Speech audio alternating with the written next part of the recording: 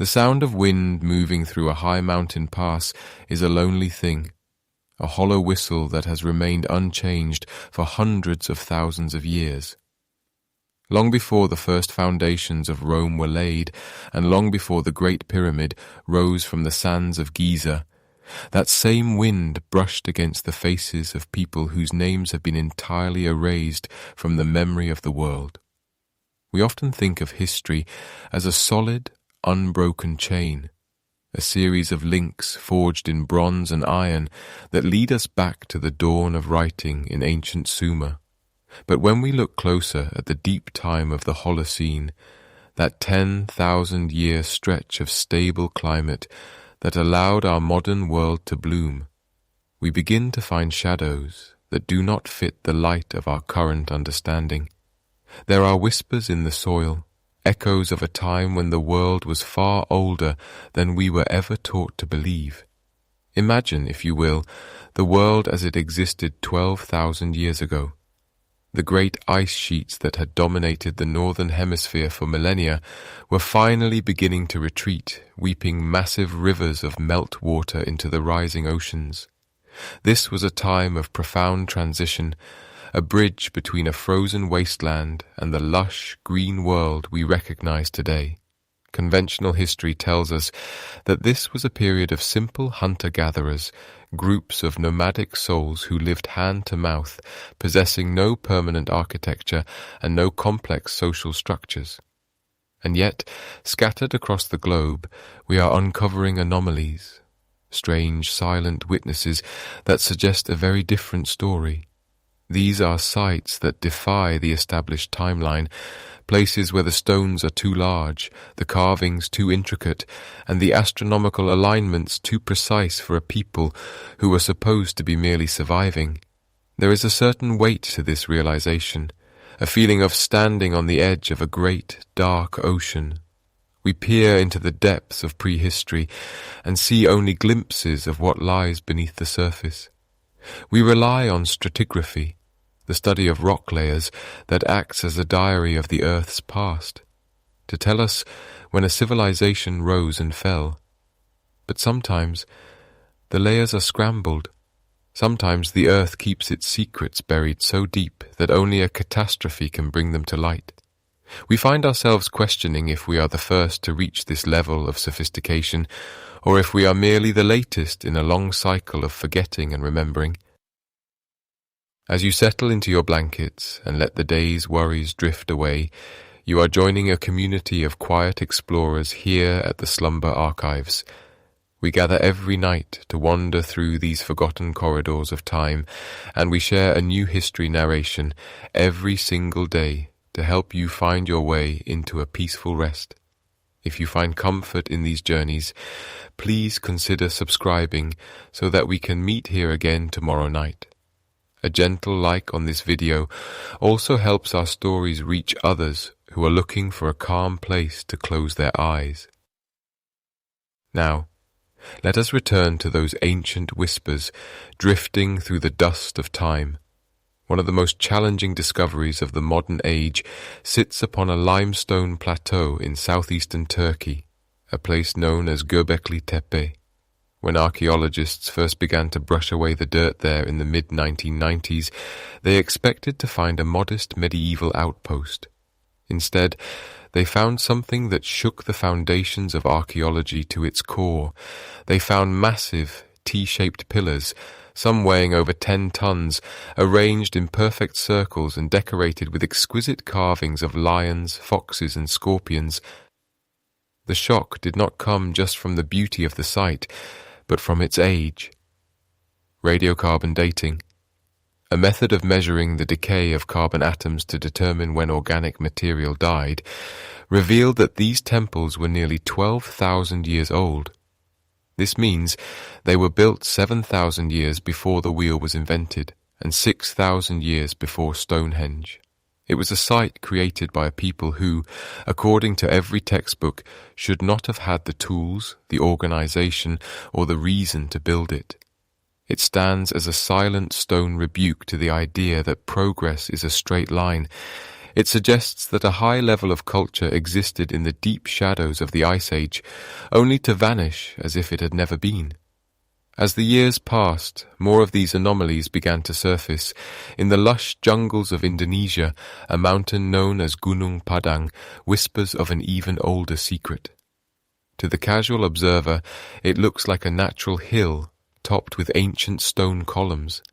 But recent geological surveys suggest that deep beneath the soil lies a stepped pyramid, perhaps built in layers over tens of thousands of years. If these findings hold true, it would mean that while our ancestors were supposedly huddling in caves for warmth, someone was moving mountains of volcanic rock to create monumental structures. We are forced to wonder about the limits of what we know. The earth is a restless tomb, and much of what was built in that distant era may now be submerged under hundreds of feet of seawater, drowned when the ice melted and the oceans rose by nearly 400 feet. This period of melting is known as the Younger Dryas, a term that sounds poetic but describes a time of absolute terror. It was a sudden, violent snap back into glacial conditions that lasted for about 1,200 years, beginning roughly 12,800 years ago. Scientists debate what caused this sudden cooling. Some point to a shift in ocean currents, while others look to the stars, suggesting a fragmented comet struck the North American ice sheet, sending plumes of smoke and ash into the atmosphere. Regardless of the cause, the result was a global cataclysm. Imagine the civilizations that might have thrived on the fertile coastal plains of that time. To them, the world was ending. The forests burned, the sky turned black, and the rising tides swallowed their cities whole. When we look at the ruins left behind, we see the fingerprints of a lost architectural language. We see polygonal masonry, stones cut into complex, interlocking shapes that fit together without mortar so tightly that a blade of grass cannot pass between them. We see this style in the high Andes of Peru, in the heart of Egypt, and across the islands of the Mediterranean. It is a method of building that is incredibly resistant to earthquakes, as if the builders knew that the earth was prone to shaking. Why do we see the same sophisticated techniques appearing in corners of the world that were supposedly never in contact? It is as if they were all working from the same forgotten blueprint, a legacy handed down from a mother civilization that was erased by the great cataclysm. The deeper we go into this mystery, the more we realize that the standard timeline of human history is a relatively new invention. For most of our existence, we have told stories of a golden age, a time when gods or giants walked the earth and taught humanity the arts of agriculture, law, and astronomy. We find these myths in the Sanskrit texts of India, in the oral traditions of the Hopi, and in the hieroglyphs of the Nile. For a long time, modern science dismissed these stories as mere fantasy. But in the light of sites like Göbekli Tepe, we must ask if these myths are actually folk memories, distorted but true accounts of a real era of human achievement that was brought to a violent end. Perhaps we are a species with amnesia. We walk over the bones of our predecessors without even realizing they are there. We see the crumbling remains of a wall and assume it was built by the people who lived there last, ignoring the possibility that they were simply the latest tenants in a structure far older than their own culture. The weight of these forgotten ages is heavy, like the silt at the bottom of a deep lake. It reminds us that our current stability is a fragile thing, a brief window of calm in a long and turbulent history. As the night grows deeper and the world outside falls silent, we can almost feel the presence of those who came before. They watched the same stars we see tonight, though the constellations would have been shifted into different patterns by the slow wobble of the Earth's axis. They felt the same chill of the evening air and sought the same comfort of a warm fire. They were not primitive, they were simply different, navigating a world that was harsher and more unpredictable than our own. And so, we continue to listen to the whispers of prehistory, searching for the truth in the stones and the stars, waiting for the earth to surrender its oldest secrets. Imagine, for a moment, the scent of wild barley carried on a cool breeze that has travelled hundreds of miles across an open, untamed plateau. This is the air of the Levant and Anatolia, nearly 12,000 years ago, a landscape that breathed with a vitality we can scarcely fathom today. As the great ice sheets of the north began their long, slow retreat, a window of stability opened, a gentle pulse of warmth that invited humanity to step out from the shadows of the caves and into the light of a new world. This was the dawn of the first proto-civilization, a time when the earth was a garden of abundance, and the boundary between the human spirit and the natural world was as thin as a morning mist. In these fertile regions, stretching from the sun-drenched hills of modern-day Turkey down through the lush valleys of the Jordan, our ancestors began to weave a new way of being. They were people of the soil and the stone, yet their minds were fixed on the infinite patterns of the cosmos. As the years passed, the nomadic wandering of the Paleolithic gave way to something more permanent, a settling of the spirit that manifested in the first true architecture of our species. They did not merely build shelters, they sculpted sacred spaces. We see the echoes of this in places like Göbekli Tepe, where massive T-shaped pillars of limestone rise from the earth like frozen giants, their surfaces adorned with the intricate carvings of leopards, vultures, and foxes. These were not the works of primitive hunter-gatherers struggling for survival, but rather the deliberate expressions of a society with a complex understanding of geometry, astronomical alignment, and the deep symbolic language of the wild. Daily life in this cradle of the first people was a rhythmic dance with the seasons. In the soft light of dawn, the air would fill with the rhythmic thrum of stone tools shaping wood and bone, a steady grounding sound that anchored the community to the present moment. They lived in harmony with the post-Ice Age environment, a world where the rivers ran clear and the forests teemed with life that had not yet learned to fear the footfall of man. They gathered wild grasses, the ancestors of our modern wheat, and learned the patient art of observation, watching how the seeds fell and how the rain coaxed them back to life. There was a profound stillness to this existence, a sense of belonging to a larger, living tapestry. Their spiritual practices were not separate from their daily chores. They were the very breath of their existence. Every act, from the tanning of a hide to the flint knapping of a spearhead, was likely infused with a sense of ritual and gratitude.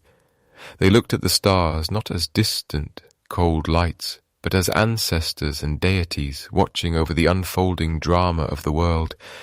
In the quiet of the evening, as the shadows lengthened across the Anatolian plains, the elders would perhaps speak of the Great Mother or the spirits of the mountains, their voices mingling with the crackle of the hearth fire.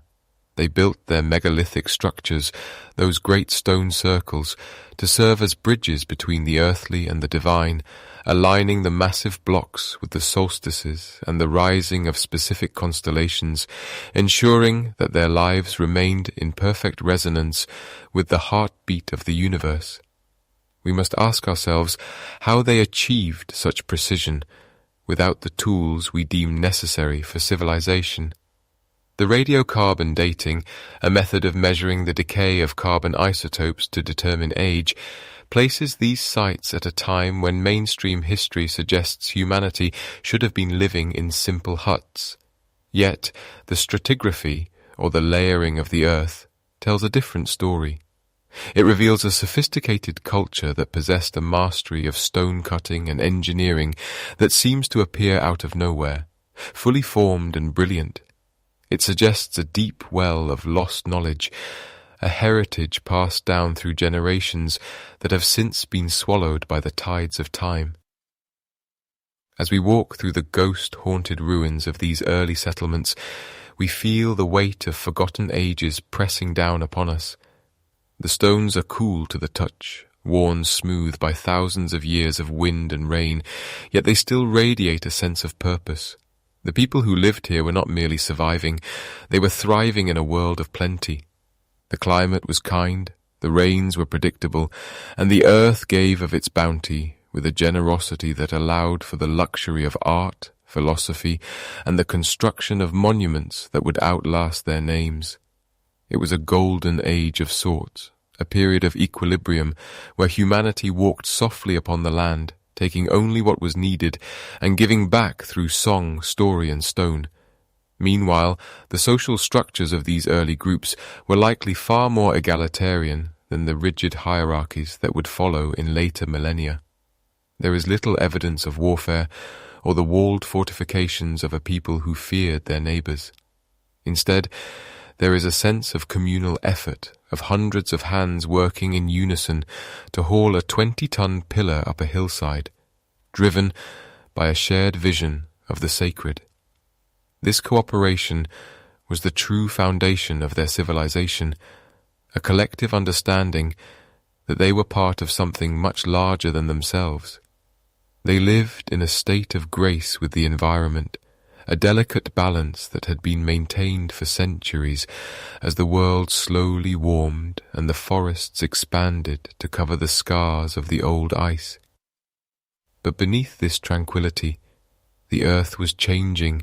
The very ice that had retreated was now poised to trigger a sequence of events that would eventually bring this idyllic era to a staggering end. For now, however, the first people remained unaware of the shadow looming on the horizon. They continued to carve their stories into the rock, to bury their dead with flowers and beads, and to watch the stars with an unwavering sense of wonder. They were the children of the Levant and Anatolia, the architects of the first dream of civilization, living in a world that felt eternal, even as the foundations of the planet were beginning to shift. As the centuries rolled on, the settlements grew more sophisticated. The simple round houses evolved into rectangular dwellings with plastered floors, sometimes painted with vibrant ochre to mimic the colors of the setting sun. They developed a deep intimacy with the animals they hunted and the plants they gathered, a relationship defined by respect rather than dominion. In the long, quiet afternoons, one might have seen a craftsman sitting in the shade of a terebinth tree, patiently polishing a mirror made of volcanic obsidian until it reflected the world with a dark, watery clarity. In that reflection, they saw a world that was whole, a world where the spirit and the matter were one and the same. And so, we look back through the long lens of deep time, trying to catch a glimpse of these first people before the great silence fell. We study the way they positioned their hearths, the way they aligned their doorways to catch the first light of the spring equinox, and we realize that they were searching for the same things we search for today: meaning, connection, and a sense of place in an infinite cosmos. The mystery of their sudden rise is matched only by the mystery of their eventual disappearance, leaving behind only these silent stone sentinels to guard the secrets of a vanished world. The harmony they enjoyed with the post-Ice Age environment was a fragile gift, a moment of stillness before the coming of the storm, a time when the cradle of humanity was nestled in a landscape of unparalleled beauty and peace. The scent of wild grasses and crushed basalt lingers in the air of this distant epoch, a time when the world was waking up to its own potential.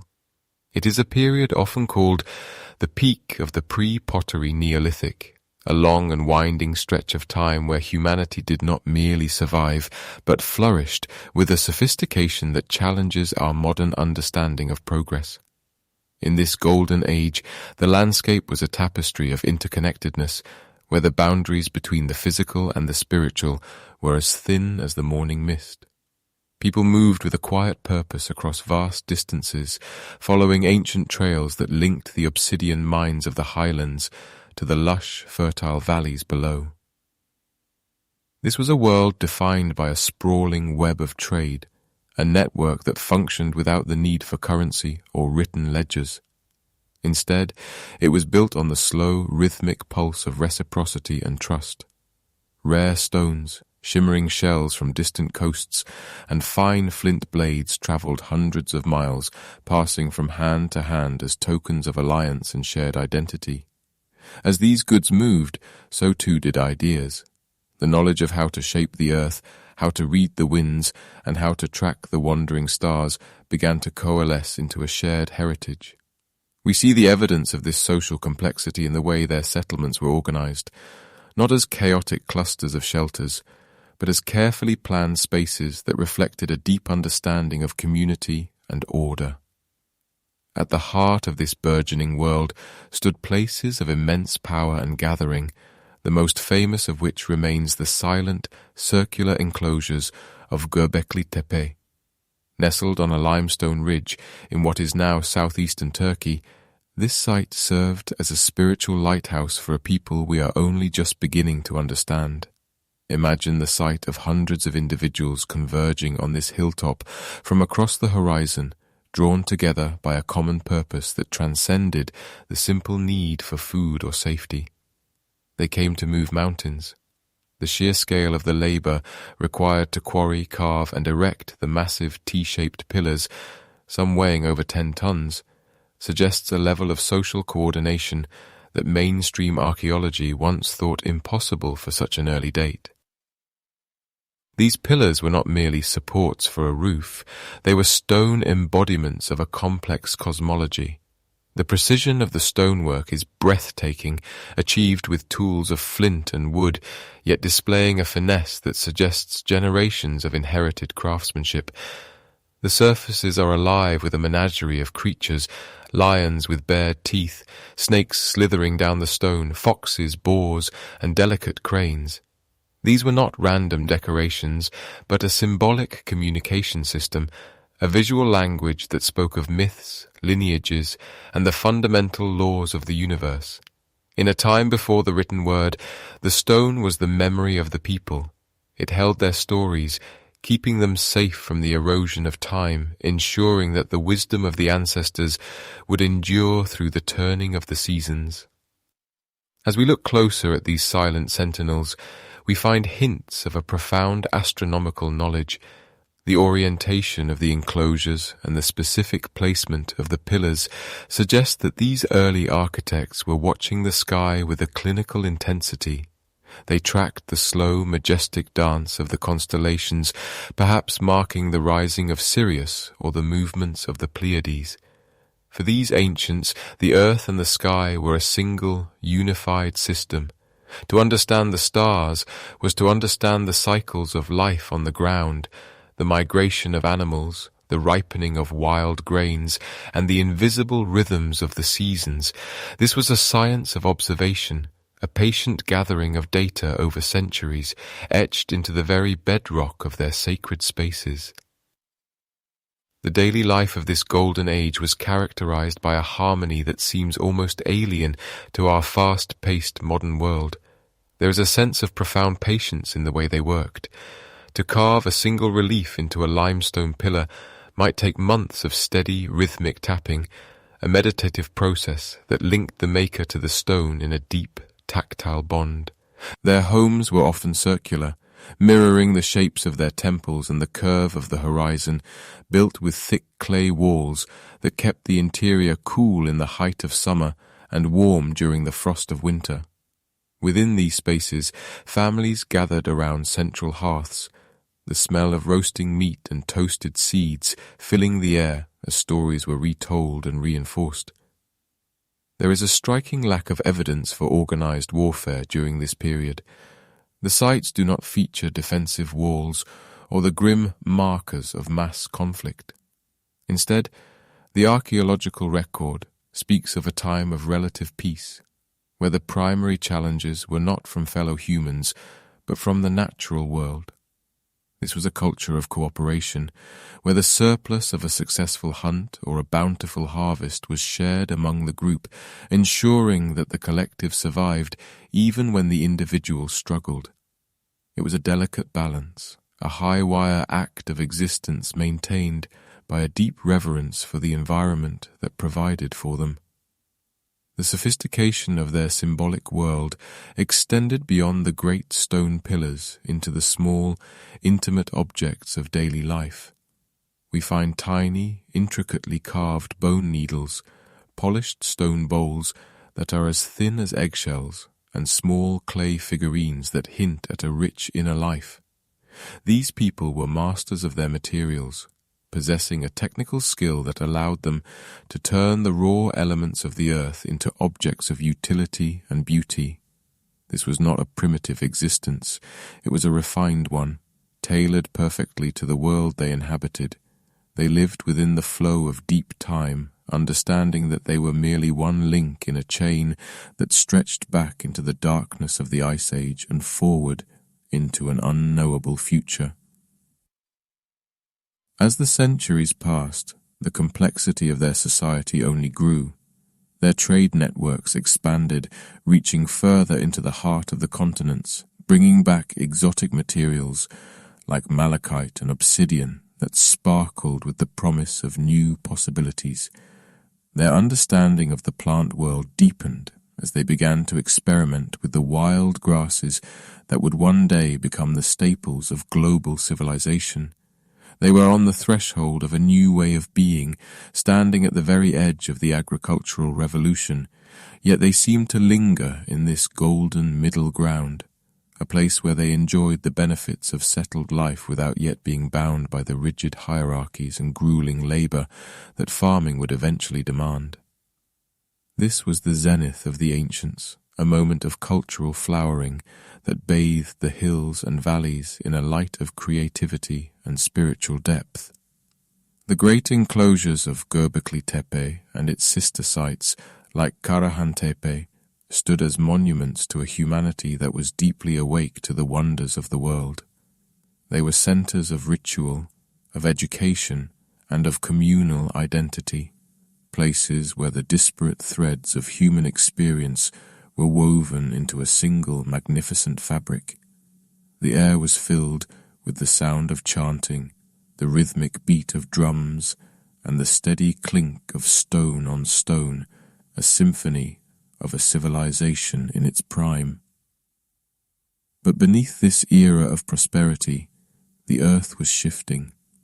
The very environment that had been so generous was beginning to change in subtle, nearly imperceptible ways. The climate, which had remained relatively stable for over 1,000 years, was entering a period of transition. The rains that fed the wild pastures became less predictable, and the animals that the people depended on began to alter their migration patterns. These were the first whispers of a coming transformation, the quiet warnings that the Golden Age could not last forever. Yet for a time, the ancients continued to build, to dream, and to watch the stars, unaware that the harmony they had perfected was about to be tested by forces far beyond their control. The mystery of this period lies in how much was lost and how much was hidden. We see the remains of their great works, but the voices that filled these spaces have long since faded into the wind. We are left to wonder about the depths of their philosophy, the intricacies of their songs, and the exact nature of the visions that drove them to move such massive stones. They left us a puzzle of immense proportions, a testament to a time when humanity lived in a state of grace with the cosmos, a golden age that serves as a haunting reminder of what can be achieved when we work in concert with the rhythms of the earth. The stone sentinels remain, weathered by the millennia, holding their breath as they wait for us to truly see them, to understand the world they once guarded so faithfully before the shadows began to lengthen. Long before the first ink was set to parchment, the eyes of our ancestors were fixed firmly upon the velvet expanse of the night sky, reading the movements of the stars as if they were the very pulse of the living world. They lived in an era of profound environmental stability, a period known to modern science as the Holocene climatic optimum, a long golden summer of the world where the rains were predictable and the forests were generous with their bounty. But as the centuries drifted into one another, The sky began to whisper a different story. It started with subtle shifts, a star that flickered with an unfamiliar hue, or the gradual migration of the constellations that no longer aligned with the sacred markers carved into the earth. The sky was the clock by which they lived, and for the first time in memory, that clock began to run at a strange and unsettling pace. The priests and the stargazers, those early keepers of time, would have noticed the change first. Perhaps it was a slight deviation in the path of the sun at the winter solstice, or the appearance of a new, wandering light that refused to follow the established paths of the planets. In the ancient mind, there was no separation between the events of the heavens and the fate of the earth. The two were bound together in a delicate, reciprocal dance. To see a comet streaking across the darkness was not merely to witness a celestial event, but to read a warning written in the language of the gods. These long-haired stars, as they were often called in later traditions, were seen as omens of profound change, harbingers of a shift in the cosmic order that threatened to undo the stability they had worked so hard to maintain. They watched with a growing sense of unease as the familiar patterns began to dissolve, sensing that the long summer of their civilization was drawing to an inevitable close. Meanwhile, the environment began to mirror this celestial restlessness. The air, once soft and laden with the scent of blooming jasmine and damp earth, began to carry a new, sharper edge. The winds shifted their direction, bringing cold currents from the north that had not been felt for generations. This was the beginning of a cooling trend, a subtle withdrawal of the warmth that had sustained the great megalithic cultures. We see the evidence of this today in the ice cores and the deep layers of lake sediment, where the pollen of warm weather plants suddenly gives way to the hardy grasses of the tundra. To the people living through it, however, it was a slow-marched tragedy. A series of failed harvests, a spring that arrived a week later each year, a river that no longer flooded with its usual life-giving vigor. They were witnessing the closing of a door, the end of a climatic grace period that had allowed humanity to flourish in peace. As the years passed, the omens in the sky grew more frequent and more intense. Ancient oral traditions, passed down through the filter of 100 generations, speak of fire falling from the heavens and the sun turning dark at midday. While modern archaeology often seeks to ground these stories in the realm of myth, there is a growing body of evidence suggesting they were eyewitness accounts of a world in collapse. The signs in the sky may have been more than just metaphors. They may have been the literal debris of a changing solar system. Imagine the terror of a society that believed in the absolute permanence of the heavens, only to see the stars themselves seem to fall. It was as if the very foundations of reality were being shaken, leaving the people to wonder what they had done to lose the favor of the firmament. They poured their remaining energy into their monuments, perhaps hoping that by aligning their stones more perfectly with the stars, they could coax the world back into balance. But the earth was moving into a new and harsher rhythm. The transition into what we now call the Younger Dryas, a sudden 1,000-year return to glacial conditions, did not happen overnight, but its approach would have been felt in the bones of every living thing. The subtle shift in the environment was like a shadow stretching across a sundial, quiet, relentless, and impossible to turn back. The great forests began to thin, and the megafauna that had provided both food and spiritual significance began to migrate toward disappearing horizons. The people of the first great civilization found themselves caught between a sky that had become a stranger and an earth that was growing cold and indifferent to their needs. They were the witnesses to the first great cataclysm, a time when the celestial and the terrestrial collided, leaving behind only the silent stones and the haunting memory of a light that had once filled the world. High above the swirling blue marble of our world, drifting through the cold, silent theatre of the cosmos, a visitor was approaching. It was not a single entity, but a ghost of the early solar system, a massive, fragmented comet trailing a veil of ice and ancient dust. For thousands of years, this celestial traveller had orbited the sun in an eccentric dance, its path slowly narrowing until it finally intersected with the fragile orbit of the Earth. To an observer standing on the edge of the great northern ice sheets 12,800 years ago, the first sign would have been a strange shimmering light in the daytime sky. It was a beauty born of impending violence. As the comet entered our atmosphere, the friction of the air began to tear it apart, shattering the frozen giant into a dozen or more smaller pieces, each one a mountain of rock and ice hurtling toward the surface at tens of thousands of miles per hour. Scientists today call this the Younger Dryas impact hypothesis, a theory that suggests our ancestors didn't just witness a change in the weather, but a literal collision with the heavens that reset the clock of human progress. Imagine the sheer physical scale of such an event. These fragments did not simply fall.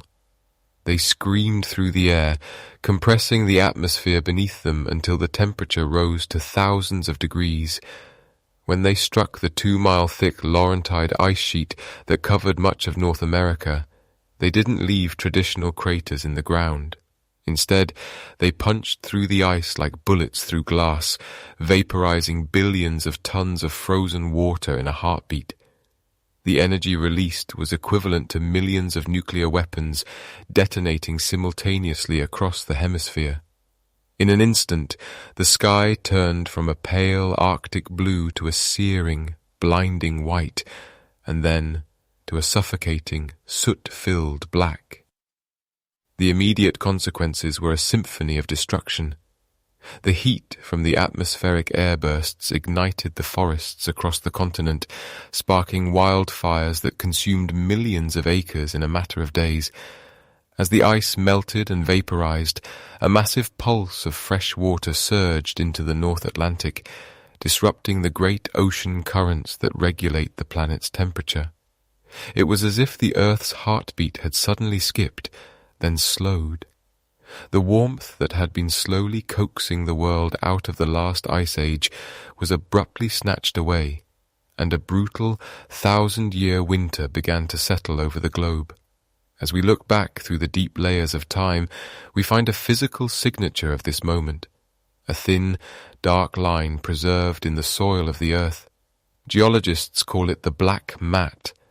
It is a layer of carbon-rich sediment, often no thicker than a few inches, that has been identified at over 50 sites across 4 continents. When you run your fingers along this dark stratum in the cliffside of a canyon or the wall of an archaeological trench, you are touching the charcoal of a world that burned. Within this mat, researchers have found microscopic clues that point towards something far more exotic than a simple forest fire.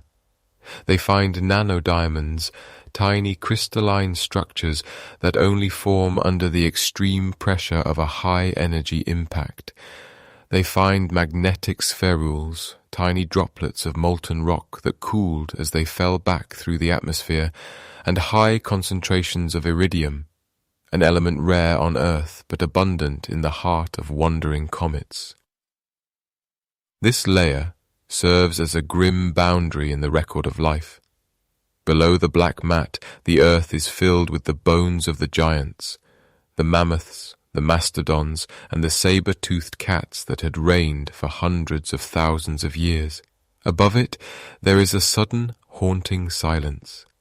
The megafauna vanish, and with them, the distinctive stone tools of the Clovis people, a widespread and sophisticated culture that seemed to disappear almost overnight. It is as if a curtain was drawn across the stage of history, and when it rose again, the actors had changed, and the set had been stripped bare. The Younger Dryas was not a gradual shift, but a sudden, jarring displacement of reality. For the people of the first great civilization, the world they knew, the migration routes they followed, the sacred springs they visited, The very stars they used to navigate became unrecognizable.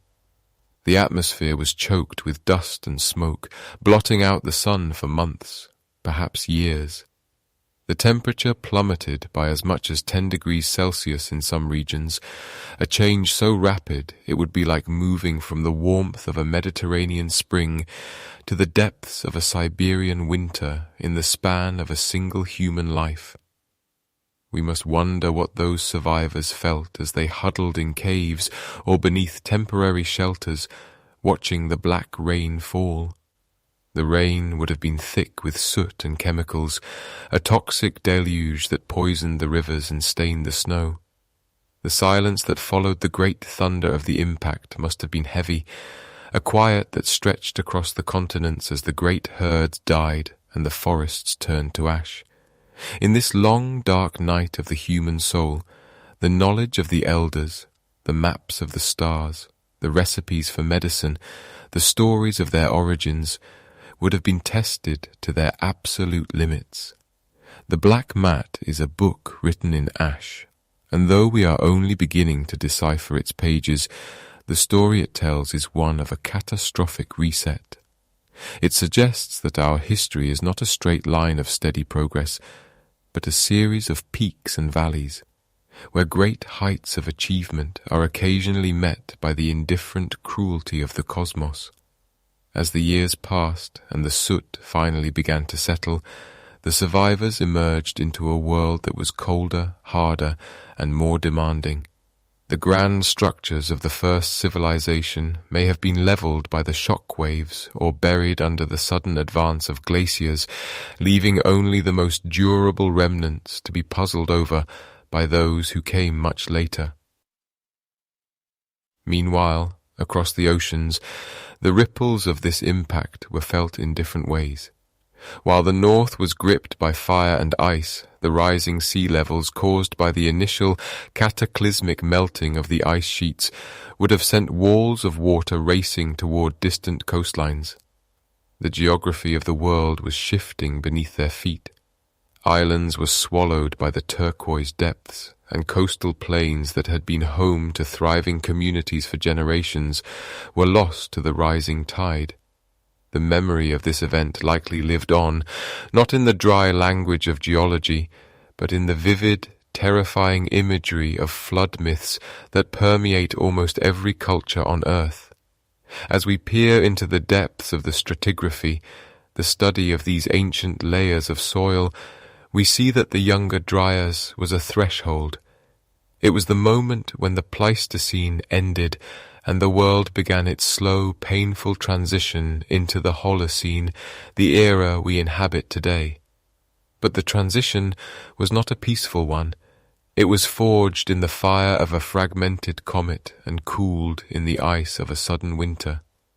The evidence remains there, buried beneath our feet, waiting for us to look closely enough at the dark stains in the earth to realize that we are living on the ruins of a forgotten world. The mystery of why so much has been lost lies in the very nature of the cataclysm. A high-energy atmospheric impact doesn't just destroy buildings, it erodes the very context of a culture. When the environment changes so radically and so quickly, the primary focus of the survivors shifts from the preservation of high culture to the raw necessity of staying alive. The sophisticated mathematics, the celestial alignments, and the complex social structures of the first civilization would have been luxuries that the cold, starving world of the Younger Dryas could no longer afford to sustain. And so, the wisdom was whispered into the ears of the young, becoming myth, becoming legend, and eventually becoming silence. As the centuries of cold dragged on, the memory of the light that filled the sky and the fire that followed began to fade into the realm of the supernatural. The physical evidence was slowly covered by new layers of silt and forest floor, hiding the black mat beneath the vibrant growth of a recovering world. But the scars on the earth remain. From the Carolina Bays, those strange elliptical depressions that pockmark the American East Coast, to the jagged peaks of the Scablands in the Pacific Northwest, carved by floods of unimaginable scale. These are the fingerprints of a giant, the lasting marks of a day when the sky fell, and the first great chapter of the human story was brought to a violent, echoing close. Imagine, for a moment, the sound of a world catching fire. Not the crackle of a hearth or the distant roar of a seasonal blaze, but a sound so profound it vibrates through the very marrow of the earth. In the seconds following the impact, before the first shockwave even reached the horizon, a pulse of thermal energy rippled outward from the points of contact. This was the radiant heat of 1,000 suns, travelling at the speed of light, turning the atmosphere itself into a furnace. Across the vast plains of North America and the dense woodlands of Europe, the air did not merely grow warm, it became a medium of pure combustion. Leaves did not wither. They vanished into ash in the blink of an eye. The great pine forests, heavy with resin, became pillars of flame before a single spark had even touched their bark. This thermal pulse was the herald of the flash fire, a phenomenon that defies our modern understanding of disaster. It was a wall of heat that ignored the boundaries of rivers and valleys, leaping across the landscape with a hunger that could not be sated. As the comet fragments tore through the sky, they left behind trails of incandescent gas, igniting the very oxygen we breathe. In those first few minutes, the sky was no longer blue or even black. It was a bruised, shimmering violet, illuminated by the glow of a continent beginning to burn. The destruction of the vast forests was more than just a loss of greenery. It was the erasure of a world's lungs. The great megafauna, the woolly mammoths with their sweeping tusks, the giant ground sloths, and the silent, powerful saber-toothed cats, found themselves trapped in a landscape that had turned against them. We can almost see them now through the haze of 12,000 years, the confusion in their dark eyes as the horizon begins to glow. There was no refuge to be found. The watering holes were boiling, and the thickets that once provided cover were now traps of tinder. As the heat intensified, these magnificent creatures, the masters of the Pleistocene, were forced into a desperate, panicked migration, fleeing toward the edges of the world, only to find the firestorms already waiting for them, and so the very fabric of the ecosystem began to unravel. The displacement was total. Animals that had lived in harmony for millennia were suddenly thrust into a chaotic scramble for survival, their ancient migratory paths blocked by curtains of flame that reached miles into the sky. The smell of cedar and pine was replaced by the acrid, heavy scent of a burning world, a scent that would linger in the atmosphere for decades, trapped in the ice cores of Greenland as a chemical memory of the day the earth grew hot. Meanwhile, in the path of these advancing firestorms, the human settlements of the first great civilization faced a terror that no oral tradition could have prepared them for. These were not primitive wanderers, but a people who had built their lives in harmony with the rhythm of the seasons, perhaps constructing their homes from the very timber that was now turning to charcoal. In the coastal lowlands and the fertile river valleys, where the air was thick with the humidity of a dying age, the flash fires arrived with a speed that made escape an impossibility. Archaeology, through the careful study of stratigraphy, the layering of soil and stone over deep time, reveals a haunting pattern from this period. Beneath the layer of soot and the black mat of carbon, we find the remnants of tools, the discarded shells of a meal, and the foundations of dwellings that were abandoned in an instant. There is a stillness in these finds, a sense of a life interrupted mid-sentence. The firestorms did not just destroy the physical structures of these early people, they consumed the very records of their existence. The delicate fabrics, the wooden carvings, the woven baskets, and perhaps even the written symbols of a forgotten tongue, All were taken by the heat. As the years passed, the immediate intensity of the fires gave way to a global haze. The soot from the burning continents rose into the upper atmosphere, mingling with the dust of the impact to create a shroud that would eventually bring about a bitter, artificial winter. But in those first hours, the world was a crucible. The heat was so intense in certain areas that it triggered the formation of melt glass, tiny translucent spheres that can only be created at temperatures exceeding 2,000 degrees Celsius. We find these microscopic droplets scattered across 4 continents, all dating to the same thin sliver of time, serving as silent witnesses to the ferocity of the great heat. It is difficult for us, in our modern world of concrete and steel, to grasp the scale of such a conflagration. We think of wildfires as localized events, things that happen over there in the wilderness. But this was a global event, a planetary fever that broke the back of the Ice Age. The firestorms were so vast they created their own weather systems, drawing in oxygen with such force that trees were uprooted by the resulting winds, pulled into the heart of the blaze like offerings to a forgotten god.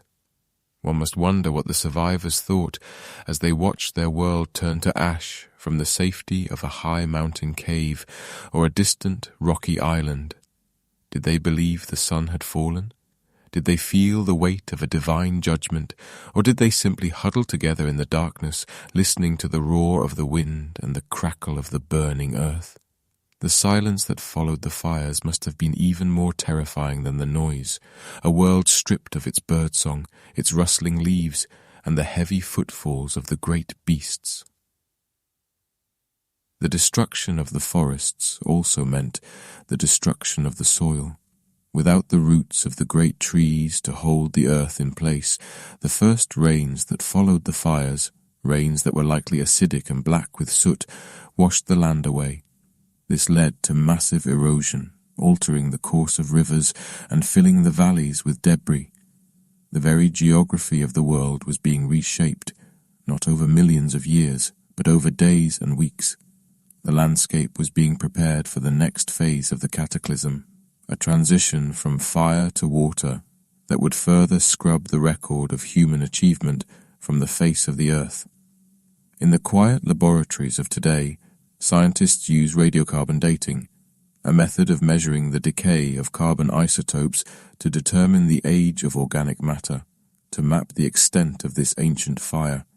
They find that nearly 10% of the Earth's land surface was consumed by flames in a shockingly short period. To put that in perspective, it is an area larger than the entire continent of South America, turned to cinder in a single season. This was not a natural cycle of renewal, but a traumatic amputation of the biosphere. As we look back through the long lens of history, the great heat and the flash fire stand as a threshold. On one side lies the mysterious golden age of the first great civilization, a time of giants and perhaps of wisdom we have yet to rediscover. On the other side lies the long, cold struggle of the Younger Dryas, a 1,000-year winter, where humanity was forced to begin again, clutching the charred embers of their past. The fire did more than kill. It purified the slate, leaving only the most durable stones and the deepest memories to tell the tale of what was lost. And so, the smoke began to settle, drifting across the blackened plains and over the cooling oceans. The heat had done its work, breaking the ancient ice sheets and setting the stage for the great floods that were soon to follow. The world was quiet now, a charred skeleton of its former self, waiting for the first drop of rain that would signal the end of the fire and the beginning of the deluge.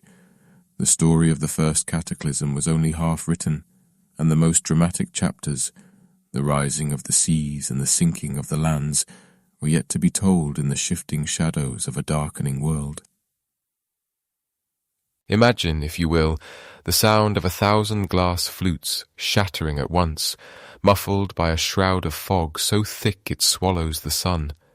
For millennia, the northern reaches of our world were held in the grip of giants, 2 colossal sheets of ice, the Laurentide in North America and the Fennoscandian in Europe.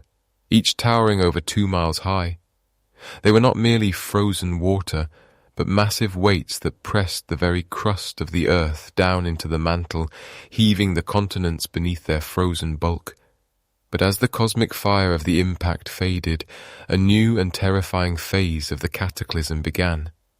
The heat was not merely a momentary flash. It was a catalyst that turned these silent crystalline mountains into a source of global ruin. The transition was not a slow seasonal thaw, but a violent collapse. Deep within the heart of the Laurentide, where the ice had sat undisturbed for tens of thousands of years, the structure began to fail. The heat from the atmospheric disturbances and the soot-blackened surface of the ice, which now absorbed the sun's rays instead of reflecting them, turned the frozen expanse into a decaying honeycomb. Beneath the surface, vast rivers of meltwater began to carve tunnels through the ice, lubricated by the friction of their own movement.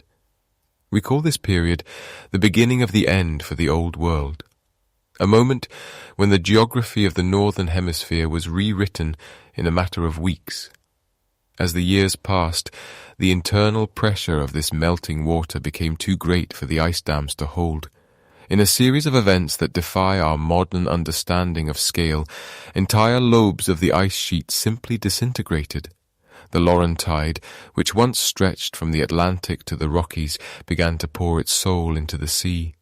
This was not the gentle rising of a tide, but a sudden, catastrophic influx of cold, fresh water, a deluge that poured into the North Atlantic with the force of 1,000 Niagaras. The water was grey with pulverized rock and white with the foam of its own fury, carrying with it the debris of a lost epoch.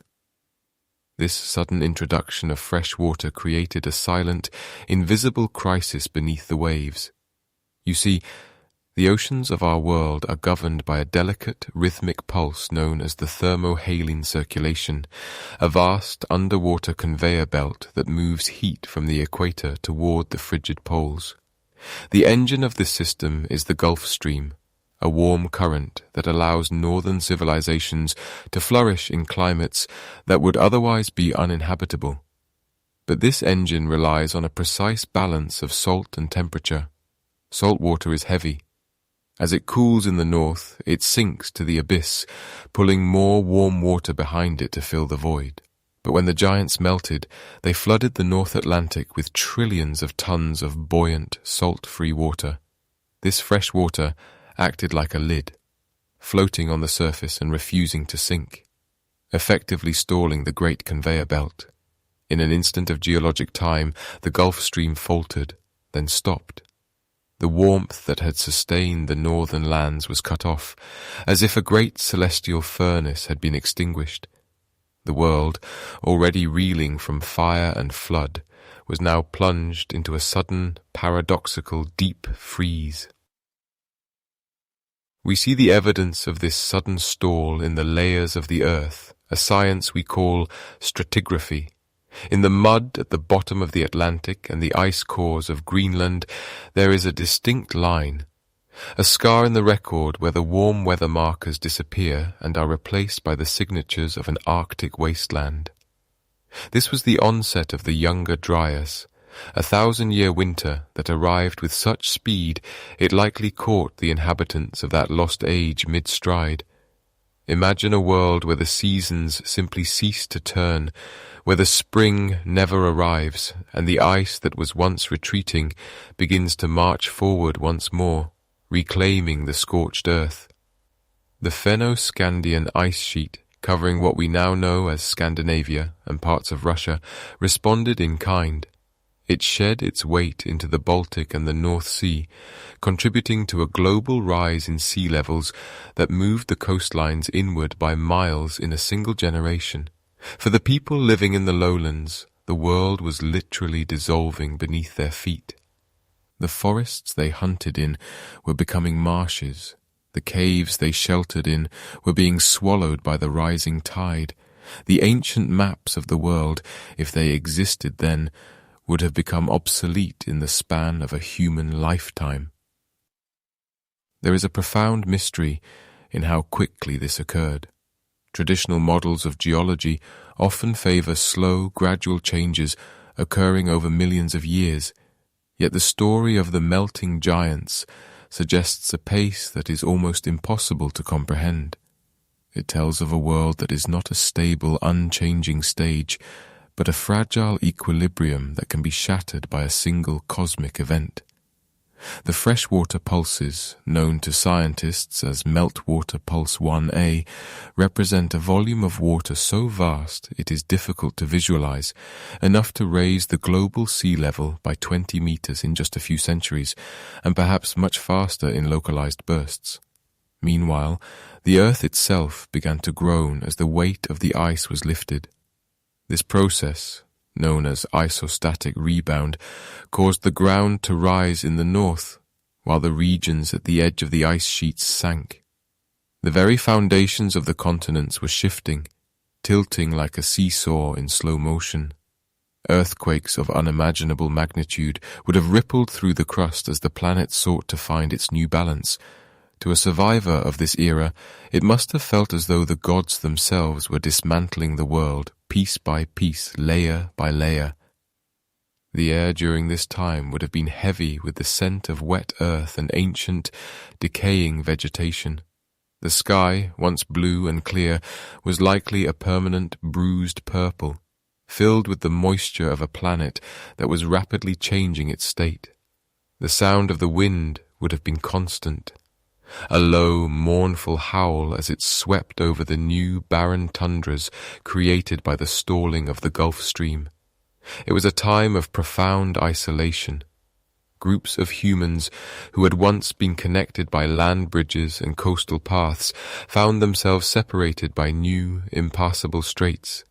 The geography of human culture was being fragmented, broken into islands of survival amidst a rising sea. As we look back through the lens of deep time, we must wonder what was lost in those centuries of water and ice.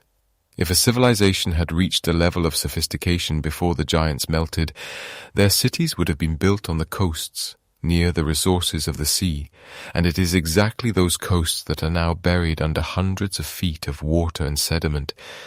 The evidence of their existence would not be found in the high deserts or the mountain peaks, but in the silent, dark depths of the continental shelves, hidden beneath the very water that destroyed them. The stalling of the thermohaline circulation did more than just freeze the north. It disrupted the rainfall patterns across the entire globe. The monsoons of the tropics shifted, the lush green Sahara began its long, slow transformation into a desert, and the great rivers of the world changed their courses. The world was not just getting colder or wetter, it was becoming unpredictable. The stability that allows for the building of empires and the cultivation of fields was gone. In its place was a chaotic struggle for existence, where the only constant was change. And so, the giants passed away, leaving behind a world that was unrecognizable to those who had known the age before. The Laurentide and the Fennoscandian sheets were no longer mountains of ice, but had become the very ocean that now lapped at the edges of a diminished world. The fire had passed, the floods had risen, and the great freeze had taken hold. But the story does not end with the ice. For as the waters stabilized and the earth settled into its new, colder rhythm, the survivors began to look toward the horizon, wondering if the world would ever be whole again. The memory of the cataclysm was etched into their stories, their myths, and their very blood, a reminder that the giants may be gone, but the power they unleashed still echoes in the deep silence of the sea. Deep beneath the rolling waves of the Indian Ocean, where the light of the sun fades into a bruised and silent purple, lies a landscape that was once felt by human feet. It is a world of silenced valleys and drowned riverbeds, a vast territory that was once the cradle of a forgotten age. As the great ice sheets began their agonizingly slow retreat, the water did not merely rise in a gentle tide, it surged, claiming the lowlands with a relentless, encroaching power.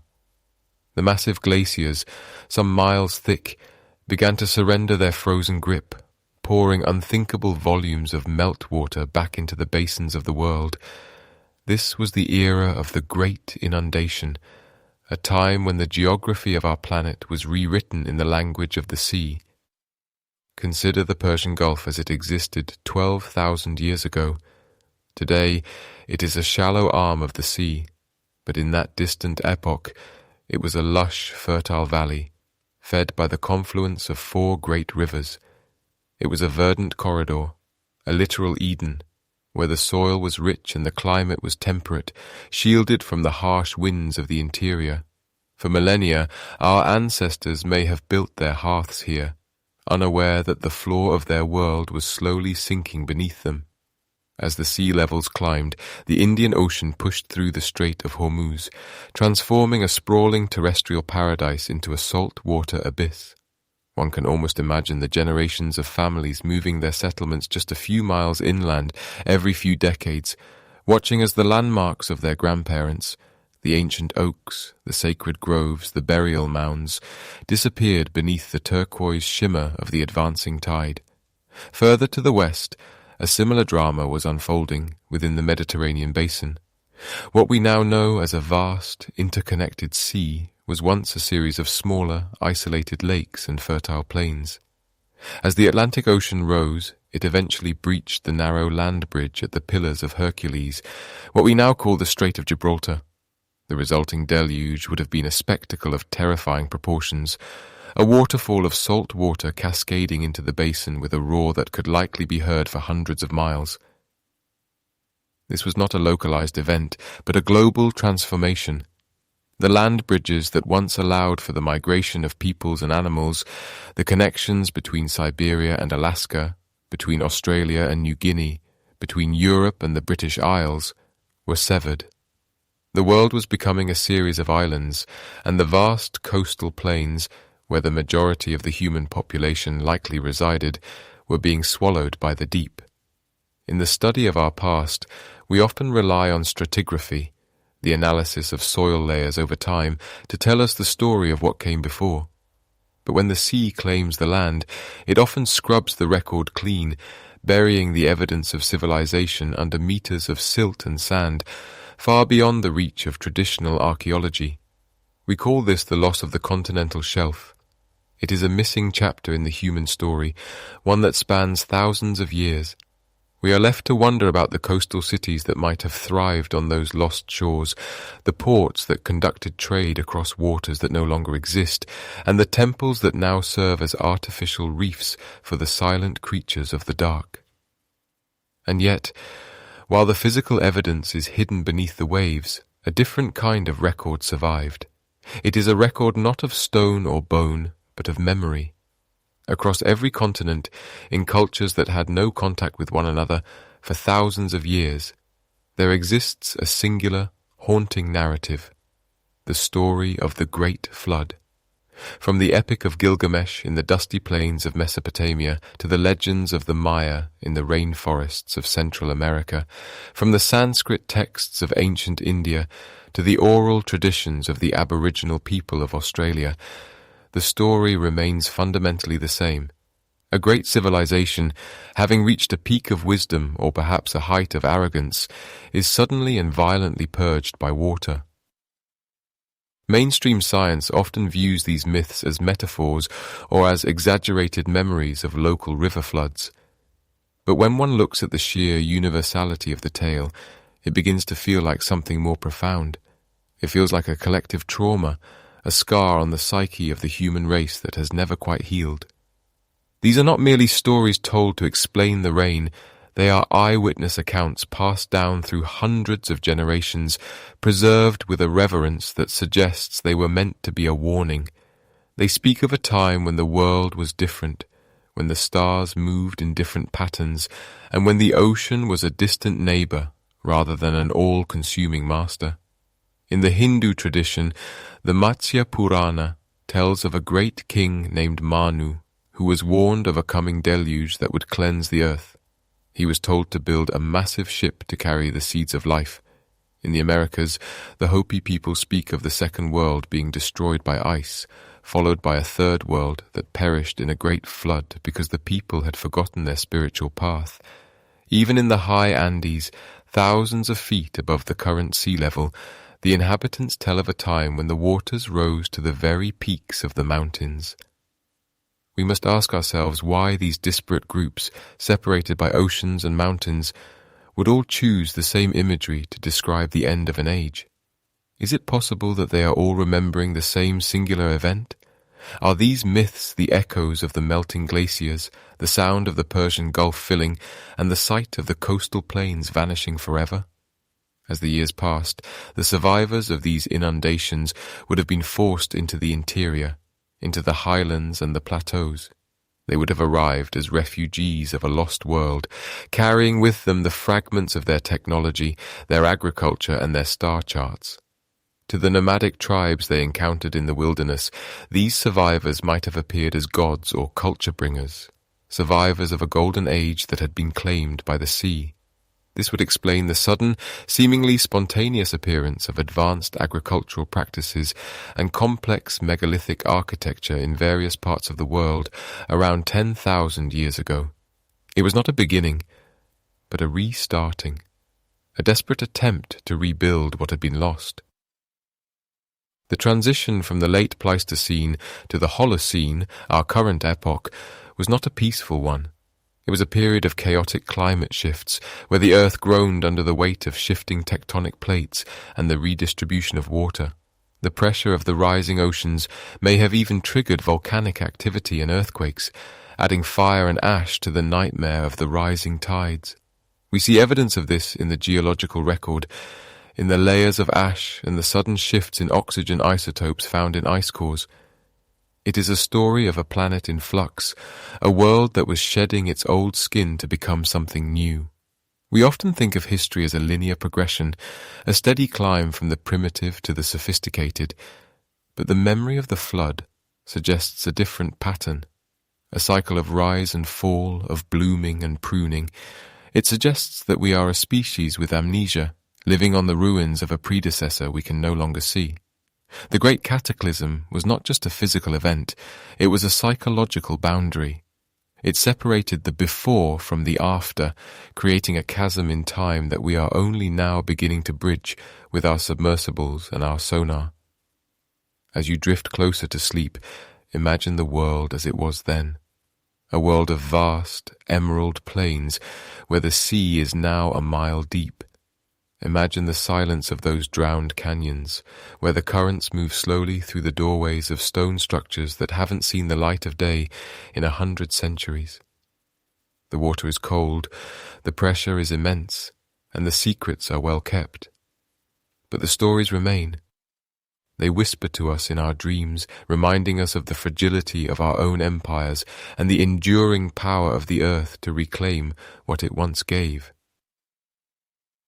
The giants of the old world may have been silenced by the waves, but their legacy is written in the very salt of our tears and in the persistent rhythmic beating of the tide against the shore, a reminder that the ocean remembers what the land has forgotten. A single crystalline snowflake falls through the darkening air, landing upon a blade of wild rye that had only recently begun to flourish in the warming sun. It is a small thing, a momentary cooling of the breeze, and yet it is the herald of a nightmare. For over 1,000 years, the earth had been waking up. The great continental glaciers had been retreating toward the poles, leaving behind fertile valleys, shimmering lakes, and a world that was becoming increasingly generous to the wandering tribes of humanity. The people of this forgotten age had begun to settle, to experiment with the rhythmic cycles of the earth, and to build structures that mirrored the stars. They were living in a golden afternoon of prehistory, a time of plenty where the harsh lessons of the deep ice were becoming nothing more than distant, flickering memories told around evening fires. But then, with a suddenness that defies modern expectation, the climate breaks. Scientists call this period the Younger Dryas, named after a small white alpine flower that thrives in the bitter cold.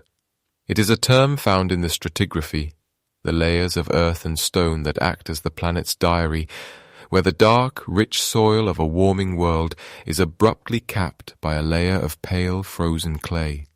This was not a gradual shift that took place over centuries. The evidence suggests that in as little as a decade, perhaps even less, the temperatures across the northern hemisphere plummeted. It was as if a great door had been slammed shut, cutting off the warmth of the Atlantic and plunging the world back into the heart of a glacial winter. The transition was so rapid that a single generation might have witnessed the transformation of their lush, ancestral hunting grounds into a barren, wind-swept tundra. The return of the ice was not merely a change in the weather. It was a fundamental shattering of the world as they knew it. As the years passed, the seasonal rains that had nourished the first experimental gardens began to fail.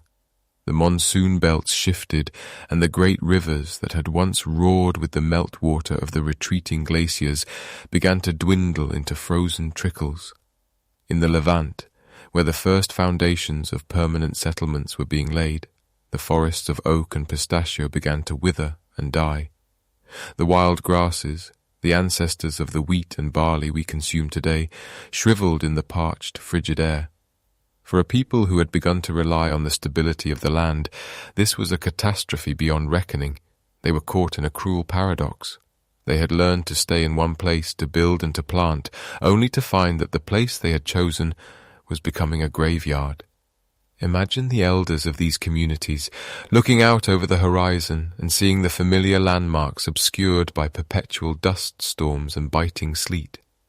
The knowledge they had hoarded, the maps of the stars, the timing of the harvests, the sacred geometry of their monuments suddenly seemed hollow in the face of a world that had turned hostile.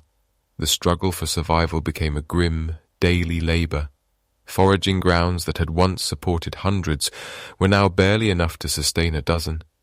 The social fabric, so carefully woven during the long summer of the preceding millennia, began to fray under the weight of hunger and cold. There is a profound silence in the archaeological record from this time, a gap where the grand projects of the past seem to vanish, replaced by the scattered remains of a people forced back into a nomadic, desperate existence. The Younger Dryas lasted for approximately 1,200 years. To us, looking back through the telescope of deep time, it is a mere blip on a chart. But for those living through it, it was an eternity. It was 60 generations of humans born into a world of ice, never knowing the warmth their ancestors had once described in song. During this 1,200-year cold snap, the great civilizations of the First Age, those whose names have been scrubbed from history, likely met their end. Their coastal cities were reclaimed by the rising and then freezing seas, and their inland capitals were buried under drifting sands or advancing frost.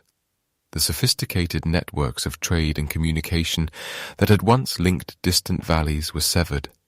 Humanity was forced back into the shadows of caves and the shelter of temporary camps, clinging to the remnants of a heritage they could no longer fully understand. One can almost feel the weight of those 12 centuries, the slow, agonizing loss of high culture as the primary focus shifted entirely to the immediate need for calories and warmth. When the environment becomes this unforgiving, there is little room for the architect, the astronomer, or the philosopher. The specialized skills required to build megalithic structures or to maintain complex agricultural systems require a surplus of food and a measure of peace, two things that the Younger Dryas ruthlessly took away. And yet, even in this darkness, something endured. The memory of the old times persisted, transformed into myths of a lost paradise or a drowned world, stories that would eventually be carved into stone when the sun finally returned. The ice was a crucible, burning away the excesses of the first civilization and leaving behind only the hardiest, most resilient fragments of the human spirit. We must wonder about the sites we have yet to find, the libraries of wood and hide that rotted away, the irrigation canals filled with silt, the astronomical circles dismantled for firewood. In the cold, dry air of the Younger Dryas, the earth became a vault, preserving only the most durable traces of what had come before.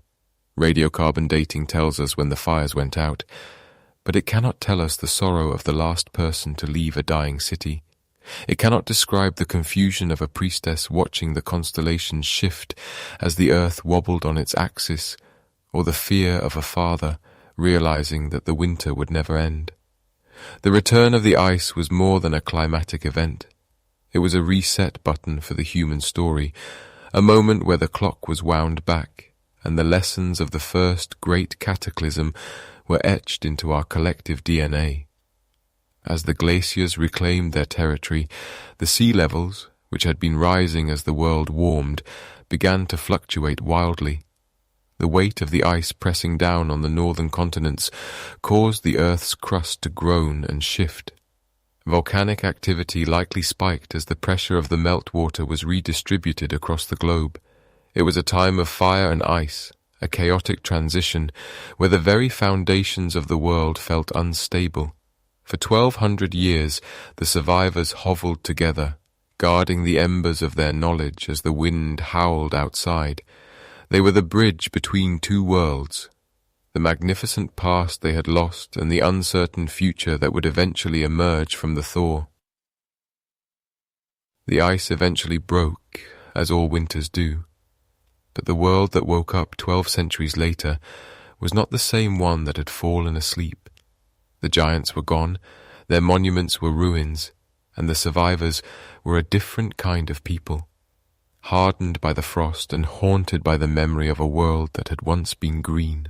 The silence that followed the great cataclysm was not the silence of a world that had died, but rather the heavy, muffled stillness of a world that had been broken into 1,000 jagged pieces. As the climate shifted and the lush landscapes of the Golden Age were replaced by the scouring winds of the Younger Dryas, that sudden 1,200-year return to glacial cold, the very foundations of human organization began to dissolve. Imagine the great stone gates of the first cities, once bustling with the trade of obsidian, fine linens, and rare spices, now standing open to the drifting snow. There was no army to guard them, no magistrates to govern them, and slowly, no people left to inhabit them. The abandonment of these megalithic sites was not a sudden flight, but a long, agonizing erosion of purpose. As the sophisticated agricultural systems failed and the predictable rains vanished, the central authority that had once coordinated thousands of laborers simply evaporated. The complex web of interdependence, the hallmark of any true civilization, snapped under the weight of the frost. We see the evidence of this fragmentation in the stratigraphic layers of the earth, those thin ribbons of soil that act as the pages of a planet's diary. Radiocarbon dating, the process of measuring the decay of carbon atoms to pinpoint a moment in time, reveals a startling gap in the record. The grand, monumental architecture ceases. The intricate carvings and the precision-engineered alignments with the stars give way to a scattered, nomadic existence. The tribes, once united under a single cultural banner, retreated into the shadows of the hills and the depths of the caves. They became ghosts in their own land, wandering past the towering pillars of their grandfathers, with a mixture of awe and a deepening, collective amnesia. The specialized knowledge that had once allowed them to move stones weighing 50 tons, to track the processional wobble of the earth over thousands of years, and to perform complex surgeries was no longer a tool for survival. When the choice is between remembering the name of a distant star or finding a handful of edible tubers in the frozen mud, the star is always the first thing to be forgotten. This was a regression of the most profound kind. The social structures that had once supported poets, astronomers, and master masons collapsed into the primal simplicity of the hunting party. The hierarchy of the city was replaced by the desperate equality of the campfire. As the centuries of cold dragged on, the survivors lost the very vocabulary required to describe the world they had once built. The great temples became the work of the old ones, then the work of the gods, and finally they became nothing more than part of the natural landscape, strange, jagged outcroppings of stone that felt as old as the mountains themselves. Yet there is a curious detail in the archaeological record that suggests this loss was not entirely accidental. At sites like Göbekli Tepe in the high plateaus of Anatolia, we find something that defies the traditional logic of collapse. The people did not simply walk away from their most sacred places, they buried them. They took the time, amidst the encroaching cold and the failing harvests, to backfill their temples with thousands of tons of clean sand, gravel, and refuse. This was an immense undertaking, a final act of devotion that required a massive coordination of labor at a time when resources were most scarce. Why would a dying culture choose to inter its own monuments? Perhaps it was a form of ritual closure, a way of saying goodbye to an era that could no longer be sustained, or perhaps it was a desperate attempt to protect their sacred geometry from the elements, a message in a bottle cast into the ocean of time, hoping that a future generation, one living in a warmer, kinder world, might one day dig them up and remember who they were. As the temples were covered by the earth, the light of the first civilization flickered and went out. The fragmentation was complete. The world was no longer a connected network of trade and shared belief, but a vast, dark wilderness where small bands of humans huddled together, their lives dictated by the migration of the reindeer and the thinning of the ice. The memory of the great cataclysm, the fire from the sky and the rising of the oceans, was distilled into myths and legends, whispered around fires to keep the darkness at bay. They spoke of a time when the world was green, when the stars were closer, and when men spoke the language of the birds. But as the generations passed, even these stories began to fray at the edges. The survivors were no longer the masters of the earth. They were its children again, small and vulnerable, waiting for a spring that felt as though it would never come. The loss of specialized knowledge during this period is one of the great tragedies of the human story. We often think of progress as a steady, upward climb, a ladder where each rung is built upon the one below it. But the collapse of the first cities shows us that the ladder can break. The secrets of high-temperature kilns, the mathematics of the heavens, and the techniques of megalithic masonry were not written in books that could be shelved for later. They were held in the living minds of a priestly and scholarly class. When that class could no longer be fed, when the schools were abandoned and the masters died without apprentices, the knowledge died with them. It was a dark age that lasted longer than the entirety of our recorded history, a long cold night where the flame of human intellect was reduced to a tiny shivering ember. Meanwhile, the earth continued its slow, indifferent transformation. The glaciers that had advanced during the cataclysm began to grind the remaining ruins into dust. The rising sea levels, triggered by the melting of the ice sheets, drowned the coastal cities under hundreds of feet of salt water and silt. What remained of the first civilization was being systematically erased, buried by the hands of its creators, scoured by the wind, and submerged by the tides.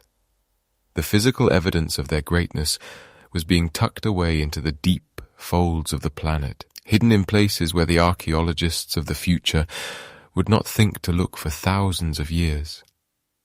The regression of social structures meant that the very concept of the public disappeared. There were no more shared projects, no more common goals. The world became local, immediate, and harsh. The grand sweeping vistas of the first civilization were replaced by the narrow horizon of the next meal. And yet, even in this state of profound diminishment, something remained. A certain shape of a stone, a certain way of observing the solstices, a certain rhythm in the ancient songs. These fragments of the old world persisted, carried like precious heirlooms through the centuries of ice. They were the seeds of the next world, waiting for the soil to warm. But for now, the first cities were gone, swallowed by the earth and the sea, leaving behind only the haunting silence of the megaliths, staring out over a world that had forgotten their names. The great experiment of the first civilization had ended, not with a bang, but with the soft sound of sand falling over stone, and the long, slow exhale of a people who were simply too tired to remember. Imagine a handful of grain held tightly in a calloused palm as the cold wind howls across a landscape that no longer feels like home. This is where the story resumes, not in the ruins of the great stone circles, but in the slow, rhythmic footsteps of those who walked away from them. The survivors of the Cataclysm were not a defeated people, but a displaced one, carrying the embers of a dying fire into a dark and uncertain night. As the ice sheets groaned and the sea levels stabilized into a new, jagged coastline, these remnant populations began to drift toward the edges of the world, seeking places where the earth still offered a measure of kindness. They sought out what archaeologists call refugia, pockets of life where the climate remained stable enough for survival, hidden sanctuaries tucked away in the deep creases of the planet's geography.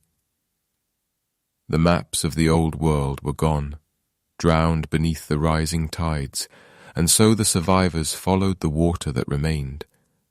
They followed the great arterial flows of the earth, tracing the paths of rivers that promised a future. Many found their way to the lush green ribbon of the Nile Valley, where the annual flooding of the river offered a predictable rhythm in a world that had become dangerously erratic. Others migrated toward the Fertile Crescent, the land between the Tigris and the Euphrates in what we now call Mesopotamia. They arrived not as conquerors, but as ghosts of a former age, bringing with them a strange and heavy inheritance. In their packs they carried the seeds of the old world, hardy grains that had been selectively bred over thousands of years, plants that did not exist in the wild, but were the product of a sophisticated botanical knowledge that should not, by the standards of conventional history, have existed yet. These travelers were the living bridges between two eras. As they settled into these new lands, they did not simply discard their past. They wove it into the soil of their new homes.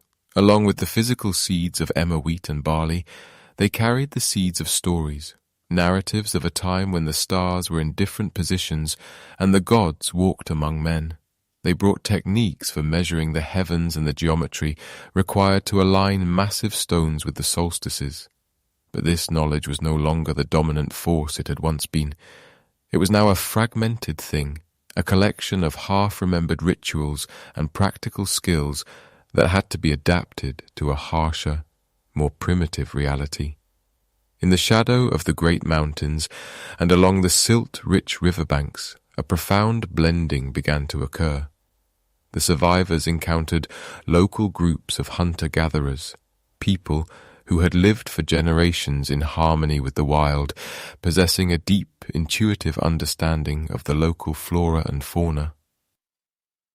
It was a meeting of two different kinds of human intelligence. The old world survivors offered the secrets of agriculture, the mathematics of the circle, and the memory of permanent architecture. The local populations offered the resilience and adaptability required to survive in a world that was still healing from the trauma of the Younger Dryas, that nearly 1,300-year period of sudden, intense cooling that had gripped the earth. This fusion of traditions was a slow and quiet process, taking place over centuries of shared campfires and whispered exchanges. The sophisticated metallurgy and stonework of the lost civilization did not disappear overnight. Rather, it faded, becoming simpler and more utilitarian as the resources and the specialized labor required to maintain it vanished. The grand megaliths gave way to smaller, more modest structures, but the underlying principles, the sacred geometry and the celestial alignments, remained embedded in the cultural DNA of the newcomers. As the years passed, the memory of the original homeland began to blur into myth. The survivors' descendants started to speak of a golden age, a time before the floods, when their ancestors lived in cities of light and stone. These stories were not mere fantasies. They were the oral records of a diaspora, the echoes of a global culture that had been shattered and scattered to the four winds. In the Nile Valley, this influence can be seen in the sudden, almost inexplicable appearance of advanced social organization and monumental ambition. In Mesopotamia, it manifests in the earliest foundations of Eridu and Uruk, places where the swamp was drained and the first temples were built upon the ruins of even older, forgotten shrines. The technology of the past was being repurposed for a new kind of existence, one that was more grounded, more cautious, and perhaps more aware of the fragility of human achievement. We see the fingerprints of this diaspora in the strange commonalities that link early civilizations across the globe. Why is it that cultures separated by vast oceans and thousands of miles all shared a sudden obsession with the movements of Orion and the Pleiades? Why did they all, seemingly at once, begin to cultivate the same types of crops and build pyramidal structures that mirrored the mountains of their lost homes? Mainstream archaeology often attributes these similarities to coincidence or the independent development of human logic. But when we look at the stratigraphy, the layers of earth that tell the story of time, we see a pattern of sudden emergence that suggests a hidden catalyst. The survivors were that catalyst.